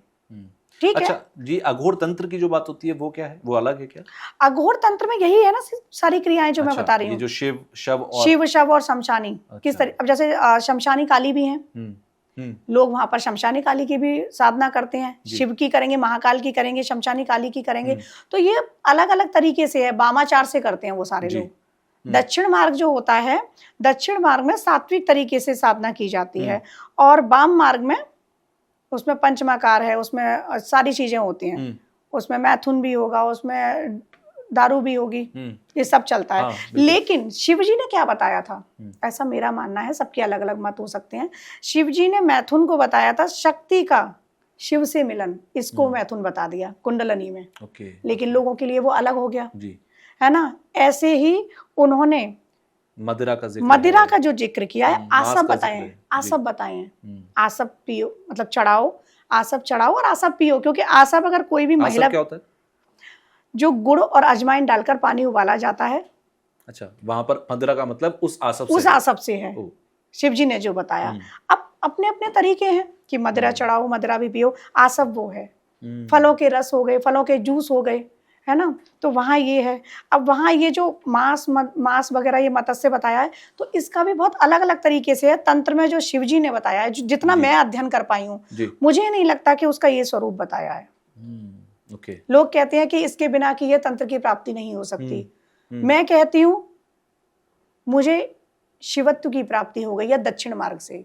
मैं वाम मार्गी नहीं हूँ, दक्षिण मार्गी हूँ, लेकिन मुझे शिवत्व की प्राप्ति हो चुकी है। तो ईश्वर को तो प्राप्त करना है, जरूरी नहीं है कि आप इस तरीके से ही प्राप्त करो। कहते हैं 10 महाविद्याओं की साधना में वाम मार्ग से ही जाया जा सकता है, लेकिन मैं अपने जीवन का अनुभव बताती हूँ। मैं दक्षिण मार्ग से गई हूँ, सात्विक तरीके से गई हूँ, माँ त्रिपुर सुंदरी की साधना में, और उन्होंने मुझे खुद चुना, मैंने उनको नहीं चुना। तो यहाँ ये बताना चाहूंगी, शिव को या शक्ति को प्राप्त करने के लिए आपके भाव निर्मल हों। किसी भी पंथ को या किसी भी समुदाय को आप मान रहे हो, वो एक अलग चीज है, लेकिन आप भाव अपने शुद्ध रखो। अब तंत्र जो है जी, तंत्र जैसा बार बार कह रही हूँ, किसी ने किसी पर बहुत गलत तंत्र कर दिया, तो वो तंत्र का बिगड़ा हुआ स्वरूप है। तंत्र वो है ही नहीं, गलत इस्तेमाल कर दिया। तंत्र वो है ही नहीं।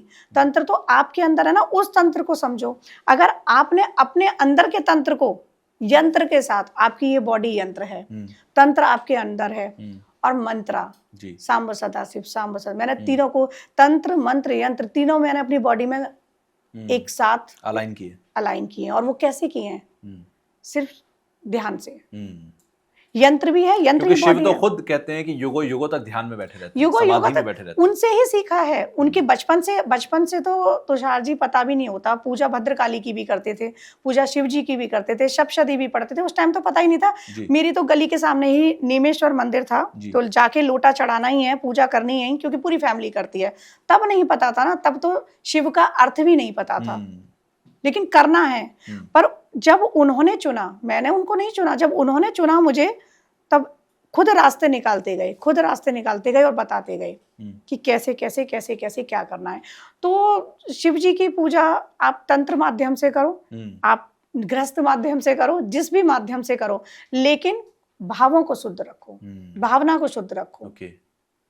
अच्छा, अब यहाँ पर थोड़ा सा आगे बढ़ते हुए एक चीज और भी पूछना चाहता हूँ, अभी मेरे दिमाग में आया। बहुत सारे लोग कहते हैं कि शिव पर जलाभिषेक की जो बात है वो सूर्यास्त हो जाए उसके बाद नहीं करना चाहिए जी। कहते हैं कि पूजा पाठ करनी है तो दिन में करो, सूर्यास्त के बाद तो भगवान सो गए या भगवान के शयन होने। तो क्या शिव की पूजा, क्योंकि मैंने ये भी शिवरात्रि होती है कि शिव की रात्रि में पूजा हो, तो ये बड़ा भ्रम है लोगों के बीच में कि दिन छिपने के बाद शाम के वक्त शिव पर जल चढ़ाएं कि नहीं चढ़ाएं। लोग, हम सामान्य से जीवन में कहते हैं अरे सुबह नहाते हैं, शाम को नहाते हैं क्या, शाम को जब नहाते नहीं तो शिव पर क्यों जल चढ़ाना। तो क्या ये इतनी सी बात है? नहीं, ये इतनी सी बात नहीं है। एक यहाँ पर मैं एक चीज बताना चाहूंगी, शिवो भूत्वा शिवम जयेत। शिव की पूजा आप कभी भी कर सकते हो, किसी भी समय। और ऐसा शिव पुराण में, लिंग पुराण में, वायु पुराण में वर्णित है कि अगर इनकी पूजा रात्रि में की जाए, शिवरात्रि के 4 पहर की पूजा होती है शिवरात्रि पर, वो रात की होते हैं चारों पहर, सूर्यास्त के बाद, तो बहुत प्रभावी होती है। अब ऐसे जल चढ़ाने के लिए ब्रह्म मुहूर्त जो है वो समय बहुत अच्छा होता है। ब्रह्म मुहूर्त से आप 11 बजे तक जल चढ़ा सकते हैं। 11 बजे के बाद क्या होता है, वो काल जो फिर आता है वो पितरों का काल आ जाता है, जो हमारे पितर होते हैं। तो फिर पूजा नहीं करनी चाहिए मॉर्निंग में अगर कोई कर रहा है। अब यहाँ पर आप बात कर रहे हैं शाम की पूजा की जो बात कर रहे हैं आप, प्रदोष काल में कहा जाता है पूजा करो। प्रदोष व्रत जब रखते हैं हम तो प्रदोष काल में ही पूजा करते हैं। प्रदोष काल का मतलब शाम का काल जो हो गया, जो हमारे संध्या काल से लगभग 1 घंटे पहले का काल और 1 घंटे बाद का काल, यानी कि जब शाम हो रही हो, दिन छुप रहा हो और रात्रि आने वाली, उन दोनों का मिलन समय जो होता है। तो वहां पर उस समय प्रदोष काल में प्रदोष पूजा बताई जाती है। ठीक है, कई जगह ऐसा बताया गया है कि आप रात्रि में मत करो, लेकिन जो त्रियामा काल होता है सबसे ज्यादा प्रभावी शिव जी की पूजा उस काल में होती है। वो कब होता है? 9 बजे के बाद, रात में 9 बजे के बाद त्रियामा काल में करो। जो साधक होते हैं वो तभी पूजा करेंगे, साधक कभी दिन में पूजा नहीं करेंगे, क्योंकि साधना के लिए शांति और अनुकूल वातावरण बहुत जरूरी होता है, जो कि दिन में नहीं मिलेगा। अच्छा, शाम के लिए शिवलिंग पर जल मना कर दिया। इंडिया में शाम है जी, ऑस्ट्रेलिया या अमेरिका में तो वो सुबह हो गई। और शिव के लिए तो पूरी पृथ्वी एक है। शिव के लिए तो पूरी पृथ्वी एक है, तो फिर कैसे ये है कि शाम को नहीं करेंगे?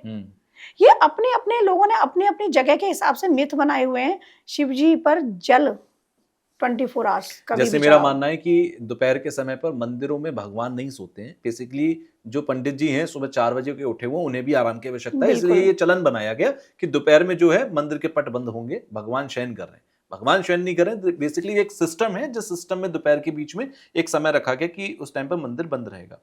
तो ये एक बहुत बड़ा मिथ होता है जो लोगों के मन में है, और इस मिथ को दूर करने के लिए बहुत जरूरी था कि हम इस पर बात करें। ये जो आप कह रहे हैं ना, ये इस बात से मैं 100% सहमत हूँ, लेकिन यह दूसरी भी चीज है। जैसे मैंने बताया ना, पितरों का टाइम होता है, तो 11 बजे के बाद से पितरों का समय शुरू हो जाता है। फिर यक्ष, गंधर्व, ये जो गण है ना, सबके समय हैं, जो समय अवधि है सबके लिए रखी गई है।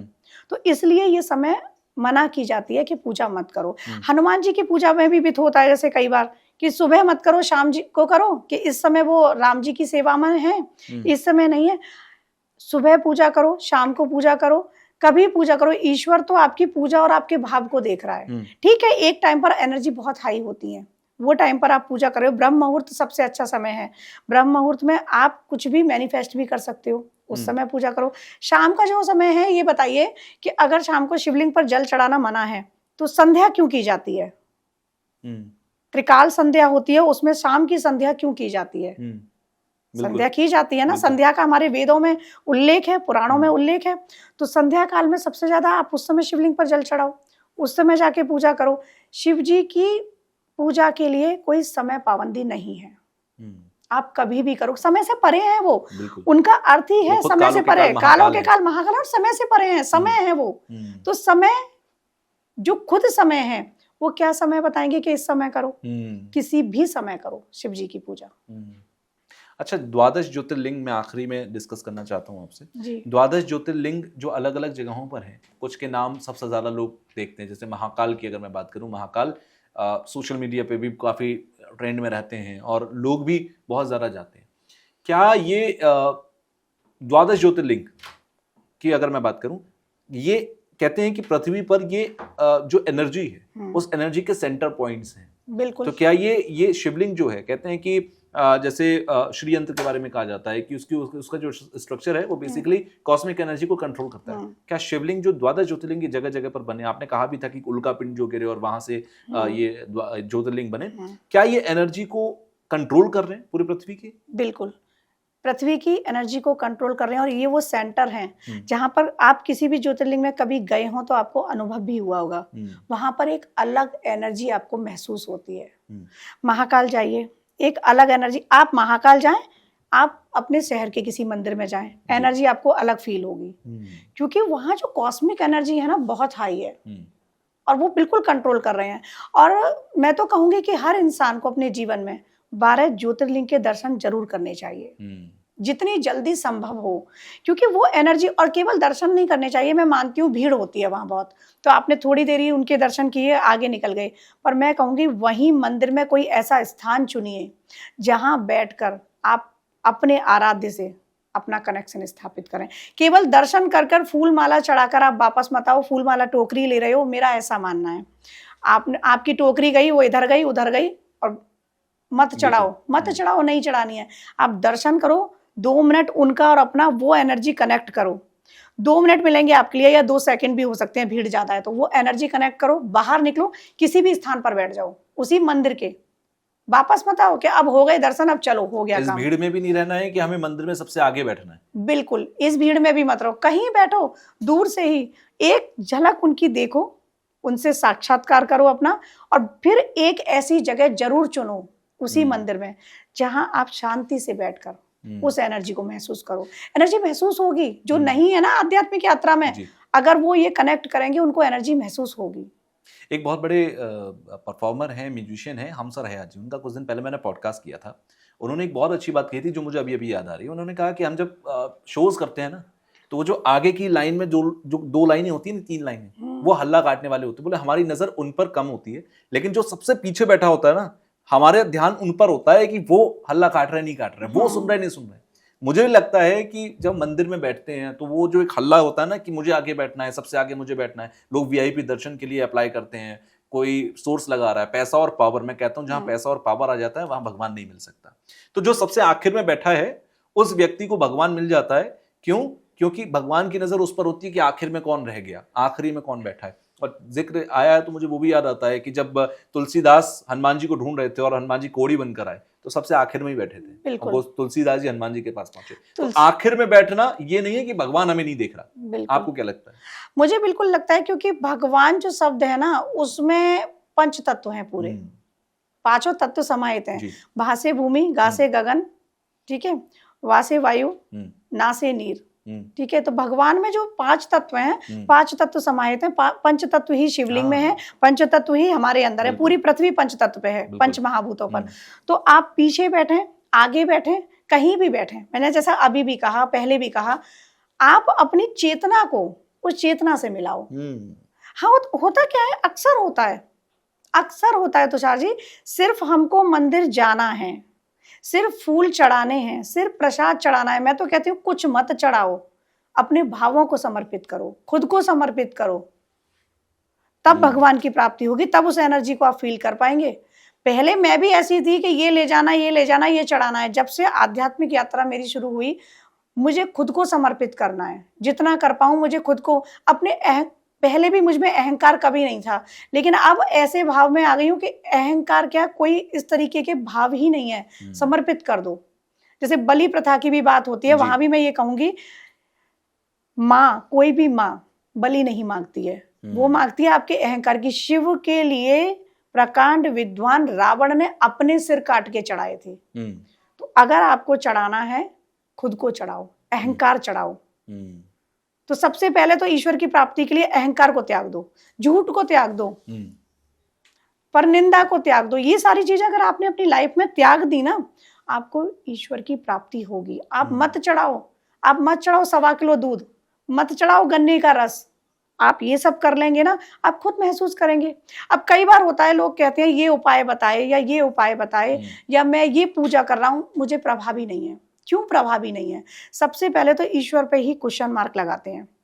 हम ये बताया है, सपोज मैंने किसी को बताया है, मान लीजिए, तो बताया है, पता नहीं होगा नहीं होगा, पहले डाउट आ गया। दूसरा, कर रहे हैं, पता नहीं कब तक होगा, दूसरा डाउट आ गया। तीसरा, भगवान पता नहीं, हमारे तो कर्म ही ऐसे हैं, पता नहीं कब सुनेंगे, तीसरा डाउट। अब सारे डाउट तो मन में ही लेके चल रहे हो। भगवान पे, उनकी आस्था पर, हर चीज पर क्वेश्चन मार्क लगा दिया। जब ये यूनिवर्स आपको वही रिटर्न करेगी जो आप सोच रहे हो। बिल्कुल सही बात है, वही रिटर्न करती है ये। अब जब आपने सोच लिया कि मेरा ये काम होगा, एनी हाउ होगा, वो होता है। मैनिफेस्टेशन क्या है? वो यही है कि जो आप सोचोगे ना, बिलीफ सिस्टम पर काम करोगे। जो चीज हम सोचते हैं वो होती है लाइफ में। तो इसीलिए मैं कहती हूँ हमेशा पॉजिटिव सोचो, बोलो भी पॉजिटिव। ईश्वर की प्राप्ति के लिए ना, या किसी भी मनोकामना पूर्ति के लिए मैं कोई भी उपाय बता रही हूँ, आप करो, लेकिन उससे पहले ये अपना बिलीफ सिस्टम रखो कि ईश्वर मुझको ये प्रदान करेंगे। हो सकता है मेरे कर्मों के हिसाब से कुछ देरी हो जाए, समय अवधि बढ़ जाए, लेकिन मुझे देंगे अवश्य। लेकिन जब आपने ये सोचा देंगे या नहीं देंगे, तो आप खुद ही अभी श्योर नहीं हो, तो फिर ईश्वर कैसे आपकी सुनेंगे? यानी कि भाव से समर्पण पर आओ, समर्पण से विश्वास में बदल जाओ कि ये जो मैं कर रहा हूं, अगर मेरे भले के लिए होगा तो ईश्वर जरूर करेगा, और अगर नहीं हो रहा तो उस पर निराश मत हो, क्योंकि ये इसमें भगवान की मर्जी। बिल्कुल, शिव जी को मान रहे हैं या माँ को मान रहे हैं, कृष्ण को पूज रहे हैं, राम को भज रहे हैं, जिसको भी भज रहे हैं ना, अपने अंदर उतार लो। जिस भी एनर्जी को आप मान रहे हो, अपने अंदर उतार लो। फिर राम में हो जाओ, कृष्ण में हो जाओ, बजरंगबली की जय जयकार करो, जिसको भी मान रहे हो उसको पूरी तरीके से अपने अंदर उतार लो। तब आपका कोई भी ऐसा काम नहीं रह जाता। हाँ, कर्मों के हिसाब से देरी हो सकती है, लेकिन कोई भी ऐसा काम नहीं रह जाता जो आपका पूर्ण ना हो। कोई भी ऐसी इच्छा नहीं रह जाती जो पूर्ण ना हो। मैं अपने निजी जीवन के अनुभव बताती हूँ। जब तक डाउट होते थे ना, चीजें नहीं होती थी। जब बिलीफ सिस्टम हुआ तो चीजें अपना आप रास्ते बनना स्टार्ट हो गए। तो सबसे बड़ी चीज है कि खुद पर विश्वास रखो, अपने ईश्वर पर विश्वास रखो, वो आपके अंदर ही है। मंदिर में पूजने जाओ मत जाओ, अपने अंदर झांको, आपके अंदर ही ईश्वर है। किसी का दिल मत दुखाओ जी, होता है ना, किसी का चाहते हुए दिल मत दुखाओ, किसी के लिए बुरा मत बोलो, गलत मत सोचो। सारी चीजें आपने अपने कर्मा ये ठीक कर लिए ना, कर्मा बैलेंस कर लिए, सारी चीजें ठीक हो जाएंगी। अब लोगों की मैं पास्ट लाइफ देख पाती हूँ तुषार जी, कैसे देख पाती हूँ? शिव की कृपा से। मैं ईश्वर तो नहीं ना, या मैंने कोई आकाशिक रीडिंग का कोई कोर्स नहीं किया, लेकिन मैं अपनी मेडिटेशन के माध्यम से, अपने ईश्वर की कृपा से वो चीजें देख पा रही हूँ, क्योंकि मैंने अपने अंदर शिवत्व को पैदा किया है। बहुत सारी चीजों को त्यागा है। मैं झूठ नहीं बोलती थी, लेकिन कभी कभी हो जाता था। पर आज मेरे जीवन में यह है कि मैं झूठ त्याग चुकी हूँ। किसी भी परिस्थिति में हूँ, झूठ नहीं बोलना है। बिल्कुल। तो ये सारी चीजें ये है, मुझे किसी के बारे में गलत सोचना ही नहीं है, अच्छा ही सोचना है। तो ये सारी चीजें हैं कि ईश्वर की प्राप्ति होती है। मैं घंटों मंदिर नहीं जा पाती हूँ, घंटों बैठ के वो सब चीजें नहीं करती, लेकिन 10 मिनट करती हूँ, 15 मिनट करती हूँ, उसमें पूरा कनेक्शन उन्हीं के साथ होता है सिर्फ। तो यही अपने सारे व्यूअर्स से बोलना चाहूंगी कि आने वाले सावन में ना शिवत्व को प्राप्त करो। समय नहीं है, मत घंटों पूजा करो, मत मंदिर की लंबी लंबी लाइन में लगो। आप अपने घर में नहीं है, आपके घर में अगर ईश्वर नहीं है तो वो आपके अंदर है। बैठ जाओ ध्यान में, ऑफिस में बैठ जाओ, बस 5 मिनट शिव से कनेक्ट हो जाओ, प्रभु की लीला फिर आप खुद देखोगे। तो मुझे लगता है कि शिव के बारे में बहुत अच्छी अच्छी बातें हमने की हैं, और शिव बाहर नहीं आपके अंदर है, तभी हम कहते हैं शिवोहम शिवोहम। और जब शिवोहम की बात करते हैं तो अच्छी बात है, आप महाकाल मंदिर जाइए, आप 12 ज्योतिर्लिंग के मंदिरों में जाइए, वहां जाकर बात करिए, सब कुछ करिए, आप ईश्वर से कनेक्ट करिए। लेकिन सबसे पहले जिस बात का मैंने जिक्र किया था, और मुझे हर बार इस चीज से परहेज होता है, मैं भी कोशिश करता हूं कि मैं 100 में से 99 बार ये हरकत ना करूं।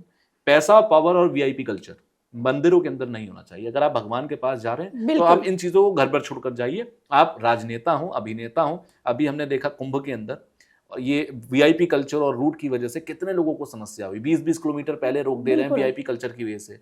अगर आप वीआईपी हैं तो भगवान के मंदिर में आप वीआईपी नहीं हो सकते। अगर आप वहां भी वीआईपी हैं तो आप फिर भगवान आप पे देखेगा ही नहीं। बिल्कुल। तो ये वीआईपी कल्चर को नहीं रखना चाहिए। वीआईपी कल्चर नहीं होना चाहिए, क्योंकि भगवान के लिए तो सब समान है ना। और आप वीआईपी बन के जा रहे हो और जितने लोगों को आप परेशान कर रहे हो, तो वो क्या हो रहा है, आपने इतनी आत्माओं को कष्ट पहुंचाया वो है, सब बद्दुआएं दे रहे हैं तो वो बद्दुआएं दे रहे हैं, तो वो आपको तो कर्मा तो वैसे ही खराब कर और लिया। अगर सिक्योरिटी रीजन की वजह से वीआईपी रूट बन रहा है तो आप मत जाइए। बिल्कुल। और कर्मा आप भी जानते हैं, कर्मा ढूंढ लेते हैं। कर्मा बिल्कुल। ये है, बैलेंस रखो अपने कर्मा को। आप इतने लोगों को दुखी कर रहे हो, इतनी बद्दुआएं ले रहे हो, चीजें तो वैसे ही आपकी खराब होनी है, भले ही ईश्वर को आप पास से जाके देखाए, ईश्वर को देखाए, ईश्वर को पा नहीं लिया आपने, प्राप्त नहीं कर पाओगे, सिर्फ देख पाओगे, तो ईश्वर को प्राप्त करना बहुत जरूरी है। बिल्कुल। तो बड़ा अच्छा लगा आपसे आज बात करके शिव तत्व पर, शिव पर, शंकर पर, महादेव पर, देवादिदेव पर, नीमेश्वर पर, मतलब किसी भी नाम से बुला लीजिए, इतने नाम तो मुझे याद आ रहे हैं और कितने हजारों नाम और होंगे। शिव जी तो मुझे जिसके पता ही साथ नहीं। गए ना उसी नाम से हो गए। अब योग में गए तो योगेश्वर हो गए। वाह। अब नीमेश्वर, जैसे मैं बता रही हूँ, वहां कोई नीम का पेड़ रहा रहा होगा होगा, तो नीमेश्वर नीमेश्वर हो हो गए। अब मेरे यहाँ चक्रेश्वर है एक महादेव, तो वहां एक चक्र स्थापित, कोई गंगा टाइम में किनारे गंगा हुए तो किनारे हैं, गंगेश्वर हो गए। गंगेश्वर हो गए। राम ने स्थापित करे तो तो रामेश्वर रामेश्वर हो गए। शिव जी को तो जिस रूप में देखा ना, वो उसी रूप में ढल गए। ओमकारेश्वर, महाकालेश्वर, महाकाल का अवंतिका में जैसे मैंने बताया, महाकाल का जिक्र किया कि दूषण का वध किया, तो वहां महाकालेश्वर हो गए। तो शिव जी ने तो बड़े अपने, खूब कहा ना आशुतोष राणा जी ने अपनी एक जो जी जी जो मैंने भी जैसा सुनी है, जिनको धारण ले उनके जैसा वेश है। वेश है। बहुत आशुतोष राणा जी की तो शिव जी के बारे में जितनी कहूँ, बहुत अलग अलग तरीके से उन्होंने लिखा है, और सारी ही उनकी रचनाएं बहुत मैं पसंद करती हूँ, सुनी भी हैं। और एक रचना मैंने भी लिखी हुई है शिव जी के बारे में, प्लीज। और सुनना चाहेंगे आप? हाँ हाँ बिल्कुल बिल्कुल, आप सुनाइए।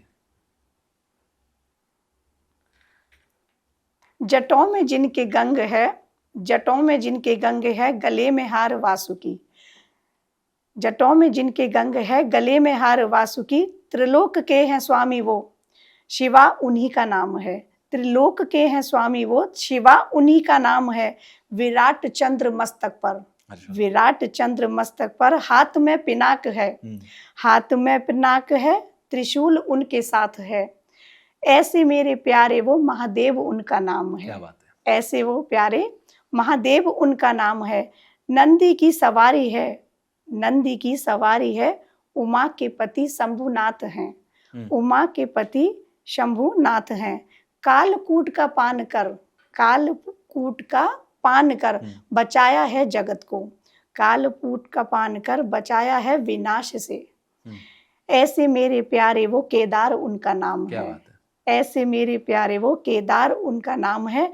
कालों के हैं काल वो, महादेव उनका नाम है। क्या बात है। तो ये सबकी अपनी भावनाएं हैं, मुझे लगता है आपकी भावनाएं आपने कविता में लिख दी। जी जी। सो बहुत बहुत धन्यवाद। तो चलिए, ये पॉडकास्ट हमने शिव पर किया, लेकिन हर बार की तरह प्रेडिक्शंस जैसे हम लेते हैं आपसे, तो अभी 6 महीने में जो पिछले प्रेडिक्शन थे वो हमने काफी हद तक सही होते हुए देखे हैं। 2025 बहुत चैलेंजिंग भी है, और आने वाले 6 महीने जो हैं वो मुझे लगता है और भी चैलेंजिंग भी हो सकते हैं। एस्ट्रोलॉजिकल तो आप बताना कैसे रहेंगे, तो कुछ प्रेडिक्शन है अगले 6 महीने के लिए? हाँ बिल्कुल है। देखो अभी कई सारे गोचर हुए हैं, राहु केतु भी 1.5 साल के लिए चेंज हुए हैं, ठीक है। केतु जो है सिंह में गए हैं, और अभी मंगल जून में सिंह राशि में आए हैं, जो 28 जुलाई तक है। तो ये जो टाइम 28 जुलाई तक का जाएगा, ये बहुत खतरनाक टाइम जाने वाला है। हर राशि वाले को सावधान रहना है।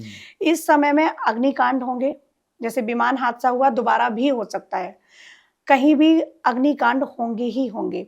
दूसरा, रिश्तों में दरारें आएंगी, किसी भी तरीके से पारिवारिक रिश्तों में दरारें आएंगी, क्योंकि मंगल केतु दोनों अग्नि तत्व हैं, और वो सिंह राशि जो है वो भी अग्नि तत्व है। तो तीनों अग्नि तत्व हो गए ना, इस तरह की चीजें होंगी। शुक्र जो है वो नक्षत्र परिवर्तन करेंगे जुलाई में, और राशि परिवर्तन भी करेंगे। तो यहाँ पर एक योग जो बृहस्पति हैं उनके साथ मिलकर धन लक्ष्मी योग बनने जा रहा है। तो कुछ राशियों के लिए पैसे की दृष्टि से बहुत अच्छा समय रहेगा। नहीं, ये जुलाई से, जुलाई से समय आ रहा है उनका, 26 जुलाई। 26 जुलाई को शुक्र मिथुन राशि में आ जाएंगे बृहस्पति के साथ, तो वो समय बहुत अच्छा जाएगा। अभी यहाँ पर अगर बात करूँ तो शनि वक्री हो रहे हैं, तो वो वक्री चाल चलेंगे। कुछ राशियों के लिए वो बहुत समय कष्ट में रहेगा। तो ऐसे ही बहुत सारी चीजें हैं। अगर प्रेडिक्शंस की बात करूँ तो यहाँ पर अग्निकांड होंगे, रिश्तों में दरारें आएंगी, बाढ़ आएंगी, भूस्खलन होगा, केदारनाथ जैसी मैंने पहले भी बताया था उस तरह की घटना कोई रिपीट होने के पूरे चांसेस हैं। और बाढ़ प्रभावित एरियाओं में सुविधा भी देर से पहुंचेगी, तो उस वजह से हानि होगी। फसलों को कीट लगेंगे, और राजनेता, जैसे मैंने कहा था राजनेता गद्दी छोड़ के जाएंगे, तो वो फिर मैं कह रही हूँ राजनीति में उथल पुथल होगी। राजनेता भी गद्दी छोड़ के जाएंगे। और एक और प्रेडिक्शन करना चाहूंगी कि 1 दिसंबर तक एक प्रेडिक्शन, बहुत ये बड़ी प्रेडिक्शन है, आतंकवादी हमला फिर होगा। अच्छा। हाँ, ये नक्सली भी हो सकता है, ये पाकिस्तान की तरफ से भी हो सकता है। एक हमला और होगा। अभी और होना बाकी है। अभी और होना बाकी है। ओके। और आने वाला समय तो बहुत कठिन है ही। तो सबसे कहूंगी ग्रह दशाओं के हिसाब से अपना चार्ट प्रिडिक्ट करवा के भाई प्रिडिक्शंस लेकर प्रिकॉशन लेते रहो और ईश्वर की आराधना करते रहो, क्योंकि स्पिरिचुअल जर्नी ही आपको हर चीज से बचाएगी। आने वाला समय बहुत ही क्रिटिकल है, जॉब के लिए भी, फैमिली रिलेशन के लिए भी। तो अपनी जितनी जल्दी हो सभी लोग आध्यात्मिक यात्रा स्टार्ट करो। फिर क्या होगा, हम उस स्ट्रेस को झेल पाएंगे, वरना झेल नहीं पाता इंसान। तो जितनी जल्दी हो सके संभव आप अपनी आध्यात्मिक यात्रा को स्टार्ट करें। हर हर महादेव। हर हर महादेव। तो ये वो शिव हैं जिन शिव के बारे में आप शायद अलग अलग तरह से सोचते हो। कोई शिव को महादेव, कोई शिव को पीपलेश्वर, कोई शिव को भूतेश्वर, कोई शिव को योगेश्वर। सबकी अपनी भावना, कहते हैं कि जाकी रही भावना जैसी तो भगवान वैसा ही आपको नजर आता है। तो आज शिव पर हमारा ये पॉडकास्ट था। आपको अगर पसंद आया हो तो प्लीज हमें लाइक, कमेंट, शेयर दीजिएगा, क्योंकि आपका एक छोटा सा सब्सक्राइब हमारे लिए बहुत मैटर करता है। अगर आप एक सब्सक्राइब कर देते हैं हमारे चैनल को तो हमें बहुत प्रमोट करने के लिए अपने कंटेंट को, या हमारा कंटेंट ज्यादातर लोगों तक जाए, पॉडकास्ट ज्यादातर लोगों तक जाए, इसके लिए बहुत जरूरी होता है आपका सब्सक्रिप्शन, आपका कमेंट करना, आपका लाइक करना, आपका अपने खास लोगों तक वो पॉडकास्ट भेजना। तो बहुत बहुत थैंक यू, आप लोगों ने यहाँ तक पॉडकास्ट सुना है। आगे के पॉडकास्ट के लिए भी आप मेरे साथ बने रहिएगा। Thank you. एंड शिवांगी जी आपका भी धन्यवाद, आप आए स्टूडियो में, बात हुई।